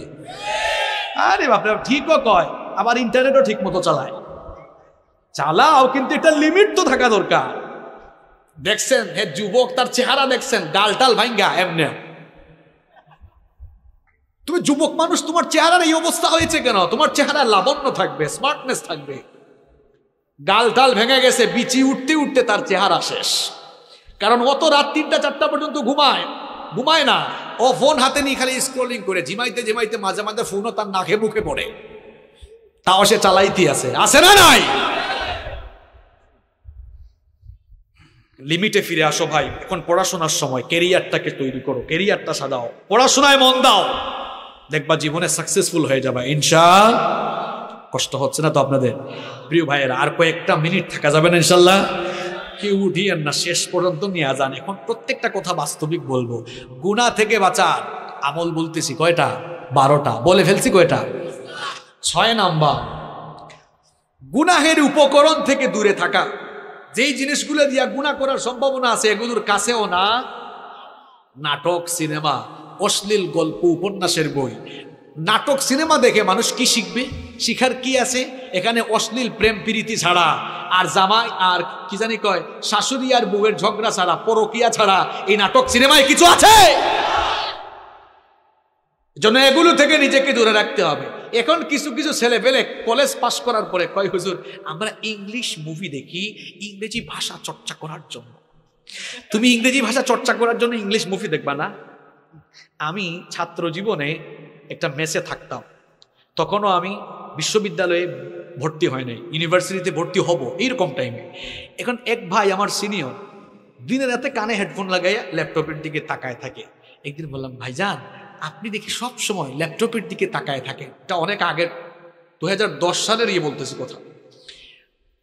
তুমি এগুলা বুঝবা না, আমি লন্ডন যাব, আইএলটিএস করছি, ভাষা চর্চার জন্য ইংলিশ মুভি দেখছি। আমি বললাম, ভাই ভাষা চর্চার জন্য তো আপনি ল্যাঙ্গুয়েজ ক্লাবে যাবেন, ল্যাঙ্গুয়েজ ক্লাবে গিয়ে আপনি সেখানে না চর্চা করবেন, বেশি বেশি স্পিকিং করবেন, বেশি বেশি কথা বলবেন, কথা বলার পরিবেশে থাকবেন, তখন না আপনি ভাষা চর্চা করতে পারবেন। চুপ থাকো, সিনিয়র ভাই তো কিছু তো বলাও যায় না। তো এইরকম অনেক কারবারি আছে না নাই? হে ভাষা শিখতে শিখতে যে কোন জিনিস শিখতেছে এটা হে ভালো করে জানে। গুনাহের উপকরণ থেকে দূরে থাকতে হবে। পর্নোগ্রাফিতে যারা আসক্ত এদের ভেতর থেকে মনুষ্যত্ববোধ চলে গেছে, এদের ভেতরে পশুত্ব তৈরি হয়েছে। এরা মেয়েদেরকে জীবনে কোনোদিন সম্মান করতে পারবে না। মেয়ে দেখলেই হে মনে করে এটা ভোগ্য পণ্য, এটা ভোগ করার জিনিস। কারণ পর্নোগ্রাফিতে আসক্ত হয়ে সে নিজের ভেতরের পশুত্বকে জাগ্রত করে এখন নারী দেখলেই তার কাছে লাগে এটা ভোগ্য পণ্য। নারীকে সে সম্মানের চোখে দেখতে পারে না। এখন অনেকে বলবে, হুজুর পাপের পর থেকে ফিরে আসবো কেমনে? ভাই রাত 10টার পরে যদি ফোন হাতে নিলে তোমার ফোন দিয়ে বিপদে যাওয়ার সম্ভাবনা থাকে, আমি বলছি এইটা থেকে দূরে থাকো। রাত 10টার পরে ফোন আর বালিশের কাছে না, একেবারে ড্রয়ারে ফেলা, ফজরের পরে হাতে নিও। আর বাবা মাদেরকে আরেকটা কথা বলি, অনেকের বাড়িতে ওয়াইফাই আছে না, রাত 10টা বাজবে ওয়াইফাইয়ের সুইচ অফ, ওয়াইফাইয়ের সুইচ বন্ধ, নইলে দেখবেন ছেলে মেয়েরা কিন্তু কারবার করে ফেলতে পারে। আর সবচেয়ে ভালো হয় এমন সচেতন হন, রাত 10টার পরে খাওয়া দাওয়ার পরে ছেলে মেয়েদেরকে বলবেন, এই ফোন দে, ফোন দে। রাতের বেলা ফোনের দরকার আছে, সকালবেলা আমার কাছ থেকে আবার ফোন নিয়ে যাই। এই কথাগুলো আপনাদের ভালোর জন্য বলতেছি।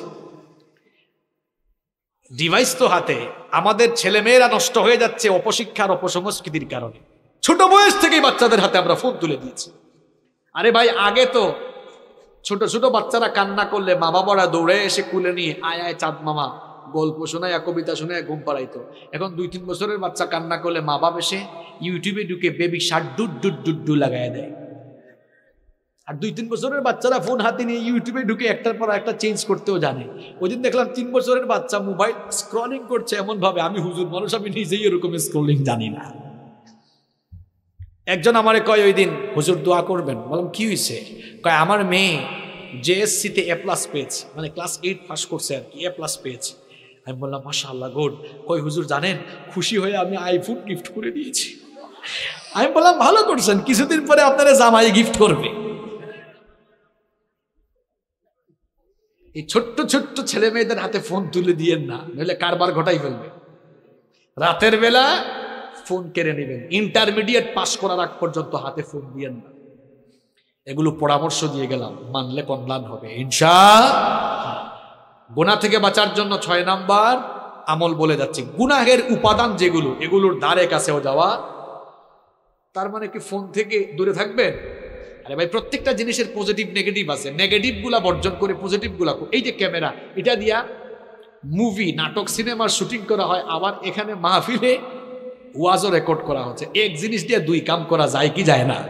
তা আপনি খারাপ জিনিস করবেন না ভালোটা করবেন, সিদ্ধান্ত নিতে হবে কাকে? আপনাকে সিদ্ধান্ত নিতে হবে কাকে? গুনাহ থেকে বাঁচা থাকার জন্য 7 নম্বর আমল হলো ইন্টারনেট এবং তথ্য প্রযুক্তির অপব্যবহার থেকে নিজেকে বাঁচিয়ে রাখতে হবে। যুবক তরুণ ভাইয়েরা, ইন্টারনেট আর তথ্য প্রযুক্তির অপব্যবহারের কারণে আজ আমার কলিজার টুকরা যুবক তরুণ ছাত্র ভাইদের যৌবন নষ্ট হয়ে যাচ্ছে। আমার কলিজার টুকরা ভাইয়েরা, দরদ মাখা ভাষায় বলে যাচ্ছি, মনে রেখো, রাতের বেলা হাতে ফোন আছে, ইন্টারনেট আর তথ্য প্রযুক্তির অপব্যবহার করে তুমি যদি খারাপ কিছু দেখতে চাও, হয়তো ভাবতেছো আমাকে তো আব্বু আম্মু দেখে না, ভাই বোন কেউ দেখে না, কিন্তু একজন তো সবই দেখেন, তিনি কি? আর যারা নামাজও পড়ে, দেখবেন অনেক মানুষ আছে নামাজ পড়ে রোজা রাখে, ভালো ভালো কাজ করে, আবার একা একা হয়ে গেলে গোপনে গোপনে হারাম কাজে লিপ্ত হয়। আছে না নাই? আল্লাহর নবীর একটা হাদিস আমার মনে পড়ে গেল। নবীজি বলছেন, তুমি তোমার পরিবারের লোকদের সামনে অন্যায় কাজ, পাপের কাজ করতে যেমন লজ্জা পাও, তুমি যদি তোমার পরিবারের কারো সামনে পাপ করতে লজ্জা পাও, তোমার আল্লাহর সামনে গুনাহ করতে তোমার কি কোনো লজ্জা লাগে না? কারণ আল্লাহ বান্দার সব কিছু দেখেন কিনা? জোরে বলেন, দেখেন কিনা? খুব ভয়ঙ্কর একটা হাদিস আমার মনে পড়লো, শুনেন ভাইরা, কান লাগান। একদিন নবীজি সাহাবীদেরকে বললেন, আমার সাহাবীরা শোনো, আমার উম্মতের কিছু মানুষ কিয়ামতের দিন তিহামা নামক বিখ্যাত শুভ্র পর্বতমালার সমান আমল নিয়ে হাজির হবে। সহজ বাংলায় বলতেছি, বুঝেন। নবীজি বলতেছেন, কিয়ামতের দিন পাহাড়ের সমপরিমাণ আমল নিয়ে কিছু মানুষ হাজির হবে। হাজির হওয়ার পরেও পর্বতমালার সমপরিমাণ আমলকে আল্লাহ ধুলায় পরিণত করে উড়াইয়া দিবেন। কি সাংঘাতিক কথা শুনতেছেন কথা? কিয়ামতের দিন কিছু লোক পাহাড়ের সমান বিশাল নেকির পাহাড় নিয়ে উঠার পরে তাদের নেক আমলগুলোকে আল্লাহ ধুলাবালুয় পরিণত করে দিবেন। সাওবান রাদিয়াল্লাহু আনহু নবীজিকে জিজ্ঞেস করলেন, ইয়া রাসূলুল্লাহ, পড়েন সাল্লাল্লাহু আলাইহি ওয়াসাল্লাম, নবী গো, তারা কারা? এদের ব্যাপারে আমাদেরকে বলেন, তাহলে আমরা সাবধান হয়ে যাব। নবীজি বললেন, সাওবান, এরা হচ্ছে তোমাদেরই ভাই, যারা তোমাদের সঙ্গে নামাজ পড়বে, তোমাদের সাথেই চলাফেরা করবে, কিন্তু যখন তারা নির্জনে একাকী হয়ে যাবে, তখন তারা গোপনে গোপনে হারাম কাজে লিপ্ত হয়ে যাবে। এজন্য যুবক ভাইরা, রাতের বেলা গোপনে গোপনে মেয়েদেরকে মেসেঞ্জারে নক দিও না। রাতের বেলা একা একা ইউটিউবে ঢুকে হারাম কিছু দেখিও না। এই যে হাদিসটা বললাম, 5 ওয়াক্ত নামাজও পড়বা, হারাম কাজও করবা, সমস্ত আমলগুলোকে ধুলাবালু করে উড়িয়ে দিবেন কে? আল্লাহ আমাদেরকে হেদায়েতের উপর অটল রাখো, গুনাহ থেকে বাঁচিয়ে রাখো, বলেন আমিন। তাহলে 7 নম্বর আমল কি বললাম? ইন্টারনেট তথ্য প্রযুক্তির অপব্যবহার থেকে নিজেকে মুক্ত রাখা। পারা যাবে তো ভাই ইনশাআল্লাহ? নাম্বার 8 নাম্বার গুনাহ থেকে বাঁচার জন্য 8 নাম্বার উপায় হলো, অসৎ ব্যক্তিদের সাথে, অসৎ বন্ধুদের সাথে মিশা যাবে না। কথায় আছে না, সৎসঙ্গে স্বর্গবাস, অসৎ সঙ্গে। এজন্য যুবক তরুণ ভাইয়েরা, সিগারেট খুর, ইয়াবাখুর, বাবাখুর, এদের সাথে মিশিও না। ভালো মানুষকে বন্ধু বানাও। বন্ধু বানাবেন কাকে? যার দুনিয়াদারি আপনার চেয়ে কম আর দিনদারি আপনার চেয়ে, আবারও বলছি, বন্ধু বানাবেন কাকে? যার দুনিয়াদারি আপনার চেয়ে কম আর দিনদারি আপনার চাইতে। আমি জানি মাহফিলে অনেক ভাইরা আসেন গুনাহ করতে করতে, এই গুনাহ নিয়েই আসেন। তারা হয়তো এখন আমার কথা রাগ করছে, হুজুর আমরা খারাপ কাজ করি বলে কেউ কি আমাদের বন্ধু হবে না? হবে। আপনাদের বন্ধু আমরা, আপনাদের বন্ধু এখানে যারা 5 ওয়াক্তের নামাজি ভালো ভালো ছেলে, এরা আপনাদের বন্ধু। আমরা আপনাদেরকে দাওয়াত দিয়ে দিয়ে, মাথায় হাত দিয়ে দিয়ে, বুকে টেনে টেনে নামাজি বানাবো ইনশাআল্লাহ। আমি বলতেছি ওই সকল ছেলেদেরকে যারা একটু মিশলেই খারাপ হয়ে যাওয়ার সম্ভাবনা আছে। আপনারাও দেখবেন ছেলে মেয়েরা কাদের সাথে মিশে, কারণ হে হয়তো ভালো আছে, কিন্তু খারাপ কারোর সাথে মিশলে থাকতে থাকতে সেও খারাপ হয়ে যেতে পারে। এই জন্য প্রিয় ভাইয়েরা, গুনাহ থেকে বাঁচার জন্য 8 নম্বর উপায় হলো, অসৎ ব্যক্তিদের সাথে মিশা যাবে না। কষ্ট হচ্ছে আপনাদের? এই তো শুনেন, আর 4টা পয়েন্ট আছে। নাম্বার 9 নম্বর, গুনাহ থেকে বাঁচার জন্য মনটা চাইবে গুনাহ করে ফেলি, এই কামটা করে ফেলি, সাথে সাথে সবর করে নিজেকে তখন সংযত করবেন, যেটাকে বলি আমরা কন্ট্রোল করা। নিজেকে কন্ট্রোল করতে হবে। আপনি যদি কন্ট্রোল করতে পারেন, সুবহানাল্লাহ, আমার আল্লাহ কত দয়াবান। নবীজি হাদিসে বলেছেন, কোনো বান্দা একটা ভালো কাজ করবে, শুধু নিয়ত করবে, কাম করার আগে নিয়ত করলেই সাথে সাথে আল্লাহ আমলনামায় একটা নেকি দান করেন। আর বান্দার নিয়তের পরে যখন কাজটা করে ফেলে, আল্লাহ আমলনামায় সওয়াব 10 থেকে 700, এমনকি আল্লাহ চাইলে আরো বাড়ায়া দেন। সুবহানাল্লাহ। আর আমার আল্লাহর দয়া কেমন দেখেন, ভালো কাজের নিয়ত করলে সাথে সাথে নেকি লেখা হয়, খারাপ কাজের নিয়ত করলে সাথে সাথে গুনাহ লেখা হয় না। আল্লাহ বলেন, এই ফেরেশতা দ্বারা দেখ আমার বান্দা শেষ পর্যন্ত কাজটা না করে ফিরে আসে কিনা। যদি বান্দা ফিরে আসে, আল্লাহর ওই লোকটার আমলের খাতায় গুনাহ লিখতে আদেশ দেন না। সুবহানাল্লাহ। তাহলে পাপ থেকে বাঁচতে হলে গুনাহ করবেন করবেন, মাথায় চিন্তা আসবে, ঠিক সেই সময় নিজেকে কন্ট্রোল করে ফেলবেন। কার ভয়ে? নাম্বার 10, গুনাহ থেকে, পাপ থেকে বাঁচার 10 নম্বর আমল হলো নিজের ভেতরে লজ্জাশীলতা পয়দা করুন। গুনাহ করার পরে আমরা ভুল করতে পারি ভাই, ভুল করা দূষণীয় না। কারণ আমাদের বাবা পৃথিবীর প্রথম মানুষ যিনি, তিনিও ভুল করছেন। নাম কি? নাম কি? তিনি ভুল করার পরে ভুলের উপর থাকেন নাই, লজ্জা পেয়ে তওবা করে ফেলছেন। এই জন্য তার মর্যাদা বাড়িয়েছেন কে? এই শয়তান কি শয়তান ছিল? প্রথমে কি ছিল? আরে ভাই, হ্যাঁ, শুধু ফেরেশতা না, ফেরেশতাদের সর্দার। একটা ভুল করছে, ভুল করার পরে অহংকার করেছেন, লজ্জা পেয়ে মাফ চায় নাই। এই জন্য ফেরেশতার সর্দার থেকে শয়তানের সর্দার হয়ে গিয়েছে। কি বুঝলেন? তাহলে আপনি পাপ করছেন, ভুল করছেন, এটা দূষণীয় না। পাপ করা যতটা না দূষণীয়, পাপ করার পর পাপের উপরে থাকা এটা মারাত্মক দূষণীয়। নবীজি এই জন্য বলেছেন, মুসলিম শরীফের হাদিস, কুল্লু ইবনে আদম খাত্তাউন ওয়া খায়রুল খাত্তাইন আত-তাওয়াবুন। মানুষ মাত্রই গুনাহগার, মানুষ মাত্রই পাপী, তবে ওই পাপ করা, গুনাহ করে ফেলা মানুষদের মধ্যে আল্লাহর কাছে সবচাইতে প্রিয় হলো তারা গুনাহ করার পর আল্লাহর কাছে তাওবা করে যারা। সুবহানাল্লাহ। এই জন্য পাপ থেকে বাঁচতে হলে নিজের ভেতরে লজ্জা বাড়াতে হবে না কমাতে হবে। দেখেন কয়েকটা নমুনা বলি, লজ্জাশীলতা কেমনে বাড়াবেন। লজ্জাশীলতা এমন ভাবে বাড়াবেন, অনেকে তো আছে প্যান্ট আর লুঙ্গি টাকনুর নিচে পড়ে, এটা জায়েজ না হারাম। সুতরাং আমরা কখনো টাকনুর নিচে লুঙ্গি বা প্যান্ট পরবো না। এই গুনাহটা করতে যেন লজ্জা লাগে, কারণ বান্দা মুমিন কখনো গুনাহের কাজ করতে পারে না। এমন কাজ যারা করেন, শুনেন, নবীজি বলেছেন কিয়ামতের দিন আল্লাহ তাআলা ওই লোকটার দিকে তাকাবেন না, তার সঙ্গে আল্লাহ কথা বলবেন না, তাকে আল্লাহ পবিত্র করবেন না, তাকে আল্লাহ জাহান্নাম থেকেও বাঁচাবেন না। 4টা কথা বলেছি, আবার শুনেন। নবীজি বলেছেন কিয়ামতের দিন আল্লাহ ওই ব্যক্তির দিকে তাকাবেন না, তার সঙ্গে আল্লাহ কথা বলবেন না। 3 নাম্বার, আল্লাহ তাকে পবিত্র করবেন না। 4 নাম্বার, আল্লাহ তাকে জাহান্নাম থেকেও মুক্তি দিবেন না। সাহাবীরা বললেন, নবী গো, কার কথা বলছেন? নবীজি তখন বললেন, যারা টাকনুর নিচে কাপড় ঝোলায়া হাঁটে। কই হুজুর, টাকনুর উপরে পড়তে কেমন জানি আনস্মার্ট আর খেত লাগে।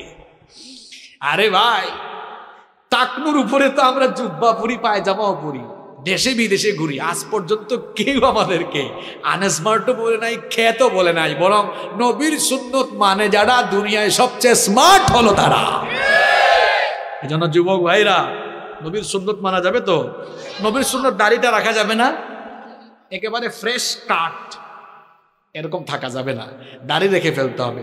দাড়ি রাখা সুন্নত। পৃথিবীর এমন কোনো নবী নাই যে নবী দাড়ি রাখেন না। এমন কোনো নবী আছে?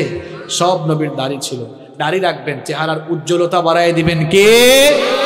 সবগুলো সুন্নত মানবেন। কোনো গুনাহ করা যাবে না।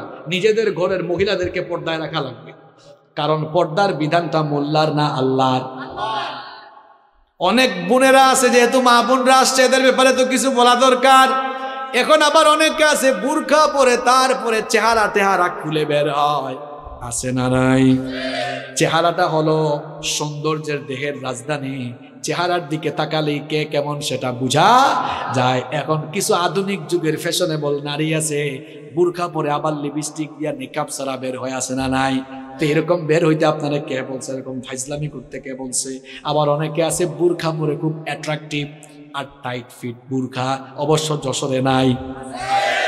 বিভিন্ন কালারের ঝাঁকানাকা কালারের বুরখা পরে টাইট ফিট বুরখা পরে, এমন টাইট ফিট সব কিছু বোঝা যায়, এইরকম পরে আছে না নাই? আমার বোনদেরকে বলবো খবরদার এমন বুরখা পরবেন না, ঢিলে ঢালা বুরখা, কালো রঙের বুরখা পরবেন। এমন বুরখা পরবেন যে বুরখাটা পরলে কিছুই দেখা যাবে না, কিছুই বোঝা যাবে না। আপনারাও নারীদেরকে কয় ভাই ভাবিরে আপনি এমনে নিয়ে কেন বেরোইছেন, বুরখা পরাইলেন না কেন? কয় দেখ তোর ভাবি এত সুন্দরী এত রূপসী, এটা আমি না জানি, এলাকার মানুষ তো জানে না, এলাকার মানুষের একটা হক আছে না, নিজের বউকে বেপর্দা করে বের করে এলাকার মানুষের হক আদায় করে। এইরকম আল্লাহর কুতুব এই এলাকায় নাই। আবার অনেকে আছে নিজের বউয়ের ফটো ফেসবুকে আপলোড মারে, এইরকম কুতুব তো এই এলাকায় নাই। হ্যাঁ ভাই লেভেল না। শোনেন, কুরআন হাদিস দিয়ে বহুত ওয়াজ করছি, আপনি সুজা হন নাই। আজ এমন কাঁচা কথা বলবো আপনি তারের মতো সুজা হবে। কুরআন হাদিস দিয়ে বহুত ওয়াজ করছি, আপনি এখনো ঠিক হইলেন না। এবার বলেন আপনি আমার, ফেসবুক এটা পার্সোনাল সাইট না পাবলিক সাইট? হ্যাঁ জোরে বলেন, বউ কি পার্সোনাল না পাবলিক? আশ্চর্য কথা, বউ পার্সোনাল, ফেসবুক পাবলিক সাইট। এখন পার্সোনাল জিনিসকে তো পাবলিক সাইটে আপলোডায় তারা, নিজের বউকে জনগণের মানুষের সম্পদ বানিয়েছে যারা। বেহায়া, বেশরম, নির্লজ্জ কোথাকার, আপনার মধ্যে আত্মসম্মান বোধ বলতে কিছুই না। আবার বউর ফটো ফেসবুকে দেওয়ার পরে ছোট ছোট ভাইরা এলাকার আছে না, ফেসবুকে অ্যাড কমেন্ট করেছে। একজন বলছে ওয়াও ভাবিকে হ্যাপি লাগতেছে, আরেকজন কয় ভাই ভাবিকে জোস লাগতেছে। এ বেকুব, কার জোস কে খায় রে? একটু লজ্জা, আমি হাসির কথা বলেছি, তো লজ্জা শরম নাই আপনার? আল হায়াউ শু'বাতুম মিনাল ঈমান, নবীজি বলেছেন লজ্জাশীলতা ঈমানের অংশ। নিজের ভেতরে লজ্জা বাড়ান, আল্লাহ আমাদের সবাইকে লজ্জাশীল বানান। গুনাহ থেকে বাঁচার 10 নাম্বার উপায় বলছি, নিজেকে লজ্জাশীল বানাতে হবে। এমন লজ্জা যে আমার আল্লাহ গুনাহ করতে নিষেধ করছেন, আমি তো গুনাহ করতেই লজ্জা পাবো, গুনাহ আমি করব না। পারা যাবে তো ইনশাআল্লাহ? খারাপ লাগতেছে আপনাদের? সারা জীবন তো বহুত ওয়াজ শুনছেন, এবার জীবন পরিবর্তনের কিছু ওয়াজ শুনে যান, এই 12টা আমল শিখে যান। একটু পরে কিন্তু আমি পড়া আদায় করব, যারা পারবেন না খবর আছে। পারা যাবে তো ইনশাল্লাহ? তবে ভয় নাই, আমি আমার আপনাদেরকে অপশন দিয়ে সহজ করে দিব। পারবেন না ইনশাল্লাহ? আচ্ছা, পরীক্ষা সহজ হবে, কঠিন না। নাম্বার 11, পাপ থেকে গুনাহ থেকে বাঁচার 11 নাম্বার উপায় হলো খারাপ চিন্তা বাদ দিয়ে বেশি বেশি ভালো চিন্তা করবেন। কারে মারবেন খালি, এরে মারবেন, তারে মারবেন, এদিকে টাকা মারবেন, ওইদিকে সম্পদ মারবেন, এইসব চিন্তা বাদ দেন। চিন্তা, ভালো চিন্তা বাড়ান যে আমি আজ ফজরের নামাজ জামাতে আদায় করব। ভালো চিন্তা না খারাপ চিন্তা? আমি আজান হয়ে গেলে এই 5 ওয়াক্তের নামাজগুলো টাইম দিয়ে আদায় করব, আমি রেগুলার কোরআন পড়বো, হাদিস পড়বো, ইসলামী বই পড়বো, আমি মানুষদেরকে যথাসাধ্য সহযোগিতা করব, সামাজিক কাজ করব, দান করব, সদকা করব, আমার যে সকল ভাইয়েরা অভাবী আছে তাদের পাশে দাঁড়াবো। মানে ভালো ভালো চিন্তা করেন, যত বেশি ভালো চিন্তা করবেন তত আপনি খারাপ চিন্তা থেকে মুক্ত হয়ে গুনাহ থেকে নিজেকে বাঁচিয়ে রাখতে পারবেন। পারা যাবে ইনশাআল্লাহ। নাম্বার 12 এবং সর্বশেষ হচ্ছে গুনাহ থেকে বাঁচার জন্য তাওবা ইস্তেগফারের অভ্যাস গড়ে তুলেন। বেশি বেশি তওবা ইস্তেগফার করেন। দেখি সবাই আন্তরিকতা দিয়ে একেবারে দিল থেকে বলবেন, আমাদের কলিজার টুকরা নবী, যিনি নাম হচ্ছে মুহাম্মাদুর রাসূলুল্লাহ সাল্লাল্লাহু আলাইহি ওয়াসাল্লাম, আমার আপনার কলিজার টুকরা নবী, উনার জীবনে গুনাহের কোনো দাগ, কোনো ছিটাফুটা আছে? জন্ম থেকে নিয়ে ওফাত পর্যন্ত, নবুয়তের আগেও মাসুম, পরেও। ওই নবীর আমল শুনেন, বুখারী শরীফের হাদিস, নবীজি বলছেন ওয়াল্লাহি, আল্লাহর কসম, ইন্নী লা আস্তাগফিরুল্লাহ ওয়া আতুবু ইলাইহি ফিল ইয়াউমি আকথারা মিন 70 মাররা। নবীজি বলছেন আল্লাহর কসম, আমি পয়গাম্বর, আমি নবী হওয়ার পরেও রেগুলার 70 বারের বেশি আল্লাহর কাছে তওবা করি। এটা বুখারী শরীফের হাদিস। আর মুসলিম শরীফের হাদিসে নবীজি আরেকটু বাড়িয়ে বললেন শোনো, ফা ইন্নী আতুবু ইলাইহি ফিল ইয়াউমি 100 মাররা, আমি তো নবী হয়েও ডেইলি 100 বার আল্লাহর কাছে তওবা করি। আমার আপনার নবীর জীবনে গুনাহের কোনো দাগ নাই, ছিটাফুটা নাই, তিনি মাসুম। তিনি যদি ডেইলি 100 বার তওবা করেন আল্লাহর কাছে, আমরা উনার পাপী উম্মত সেকেন্ডে সেকেন্ডে গুনাহ করে ফেলি। নবী যদি করেন 100 বার, পাপী উম্মতের করা দরকার 100 বার না 1000 বার। এবার আর উত্তর দেওয়া লাগবে না, চুপচাপ থেকে নিজের বিবেককে নিজে জিজ্ঞেস করেন, আপনি করেন কয়বার? আপনি করেন কয়বার? এজন্য যখনই সময় পাবেন পড়বেন আস্তাগফিরুল্লাহ, যখনই সময় পাবেন জপবেন আস্তাগফিরুল্লাহ, যখনই সময় পাবেন পড়বেন আস্তাগফিরুল্লাহ। বাক্যটা ছোট কিন্তু পাওয়ার কম না বেশি? নবীজি বলেছেন আস্তাগফিরুল্লাহ যারা প্রতিনিয়ত পড়ে এদের আমলনামায় যদি সমুদ্রের ফেনা পরিমাণ গুনাহ থাকে, আল্লাহ তার সমুদ্রের ফেনা সম পরিমাণ গুনাহগুলোকে মাফ করে দিবে। আবার আস্তাগফিরুল্লাহ বাক্যটা ছোট হলেও পাওয়ারটা অনেক বেশি। একটা ঘটনা আমার মনে পড়ে গেছে, কষ্ট না লাগলে আমি আপনাদেরকে বলবো।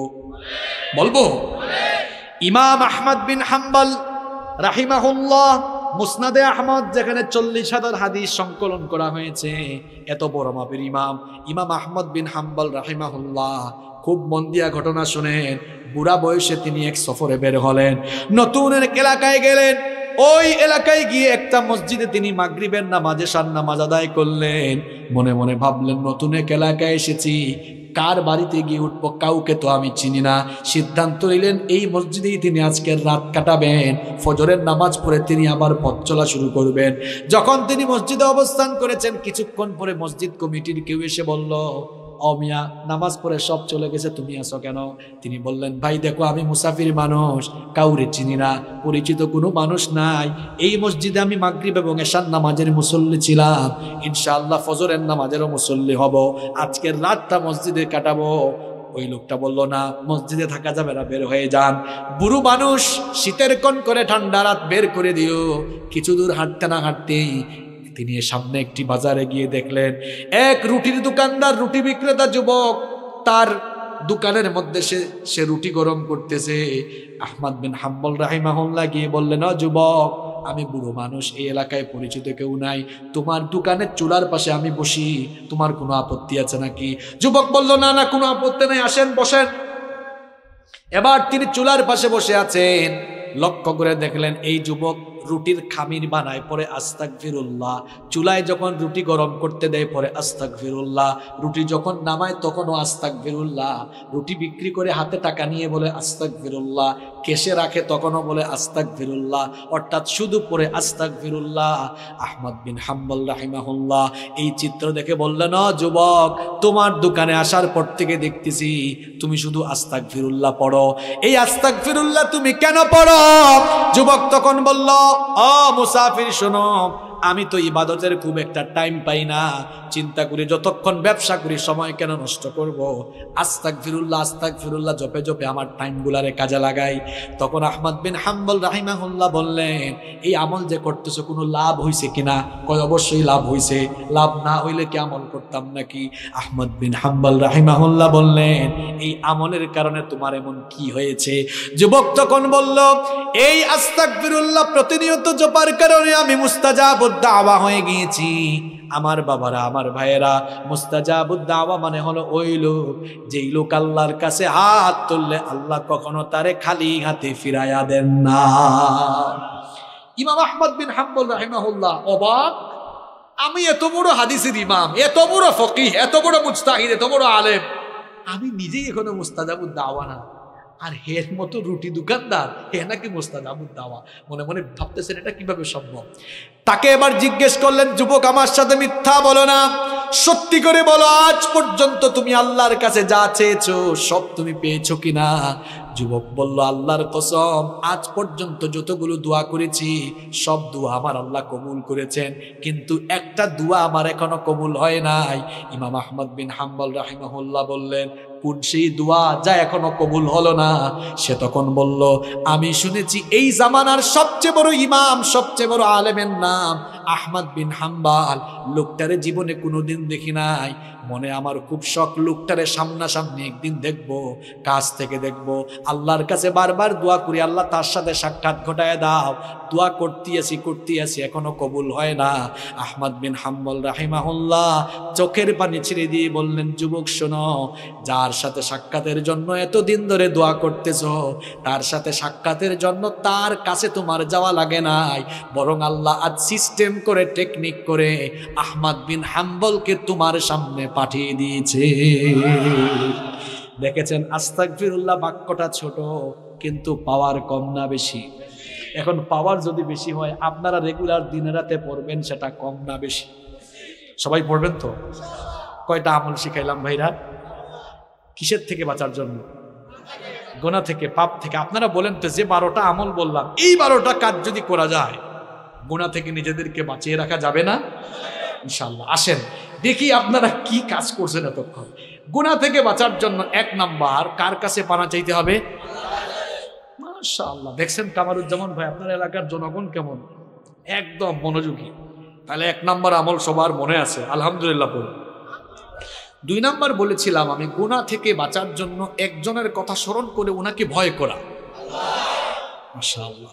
3 নাম্বার, গুনার চিন্তা, পাপের চিন্তা মাথায় আসলেই একটা জিনিসের কথা স্মরণ করা, মাশাআল্লাহ। গুনাহ থেকে বাঁচার জন্য 4 নাম্বার আমল শিখিয়েছিলাম, নিজেকে কিসের গোলাম বানানো যাবে না,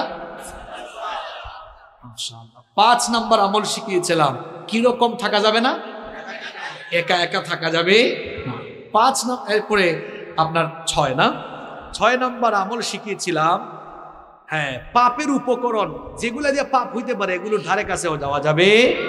7 নাম্বার আমল শিখিয়েছিলাম, মাশাআল্লাহ, ইন্টারনেট ও তথ্য প্রযুক্তির অপব্যবহার করা যাবে না। 8 নাম্বার আমল শিখিয়েছিলাম, হ্যাঁ, অসৎ ব্যক্তিদের সাথে মিশা যাবে না, সৎ মানুষদের সাথে মিশতে হবে। এরপরে 9 নাম্বার আমল শিখিয়েছিলাম, নিজেকে গুনাহ থেকে, অন্যায় থেকে, পাপ থেকে কি রাখতে হবে, কন্ট্রোল। 10 নাম্বার বলেছি, নিজের ভেতরে লজ্জাশীলতাকে, মাশাআল্লাহ। 11 নাম্বার বলেছি, খারাপ চিন্তার বিপরীতে ভালো ভালো চিন্তা করতে হবে। 12 নাম্বার বলেছি, কিসের অভ্যাস করে তুলতে হবে? এইটা হইছে খাঁটি ওয়াজ। যে ওয়াজে 1.5-2 ঘন্টা আলোচনার পরে শ্রোতারা ওয়াজের সামারি বলতে পারে, এটাই হচ্ছে খাঁটি ওয়াজ। আর যে ওয়াজের পরে হুজুর জানে না কোন বিষয়, শ্রোতা জানে না কি ওয়াজ হয়েছে, এটা কোনো ওয়াজের জাত না। অন্তত 12টা আমল তো আমরা শিখতে পেরেছি। শিখার ভেতরে থাকবো না, এগুলো আমরা আমল করব। আমল করবেন তো প্রিয় ভাইয়েরা? আল্লাহ তাআলা সবাইকে, সব ভাইকে আমল করার তৌফিক দান করুন। এই 12টা আমল করব, গুনাহ থেকে বাঁচবো। গুনাহ থেকে বাঁচতে পারলে জান্নাত দিবেন কি?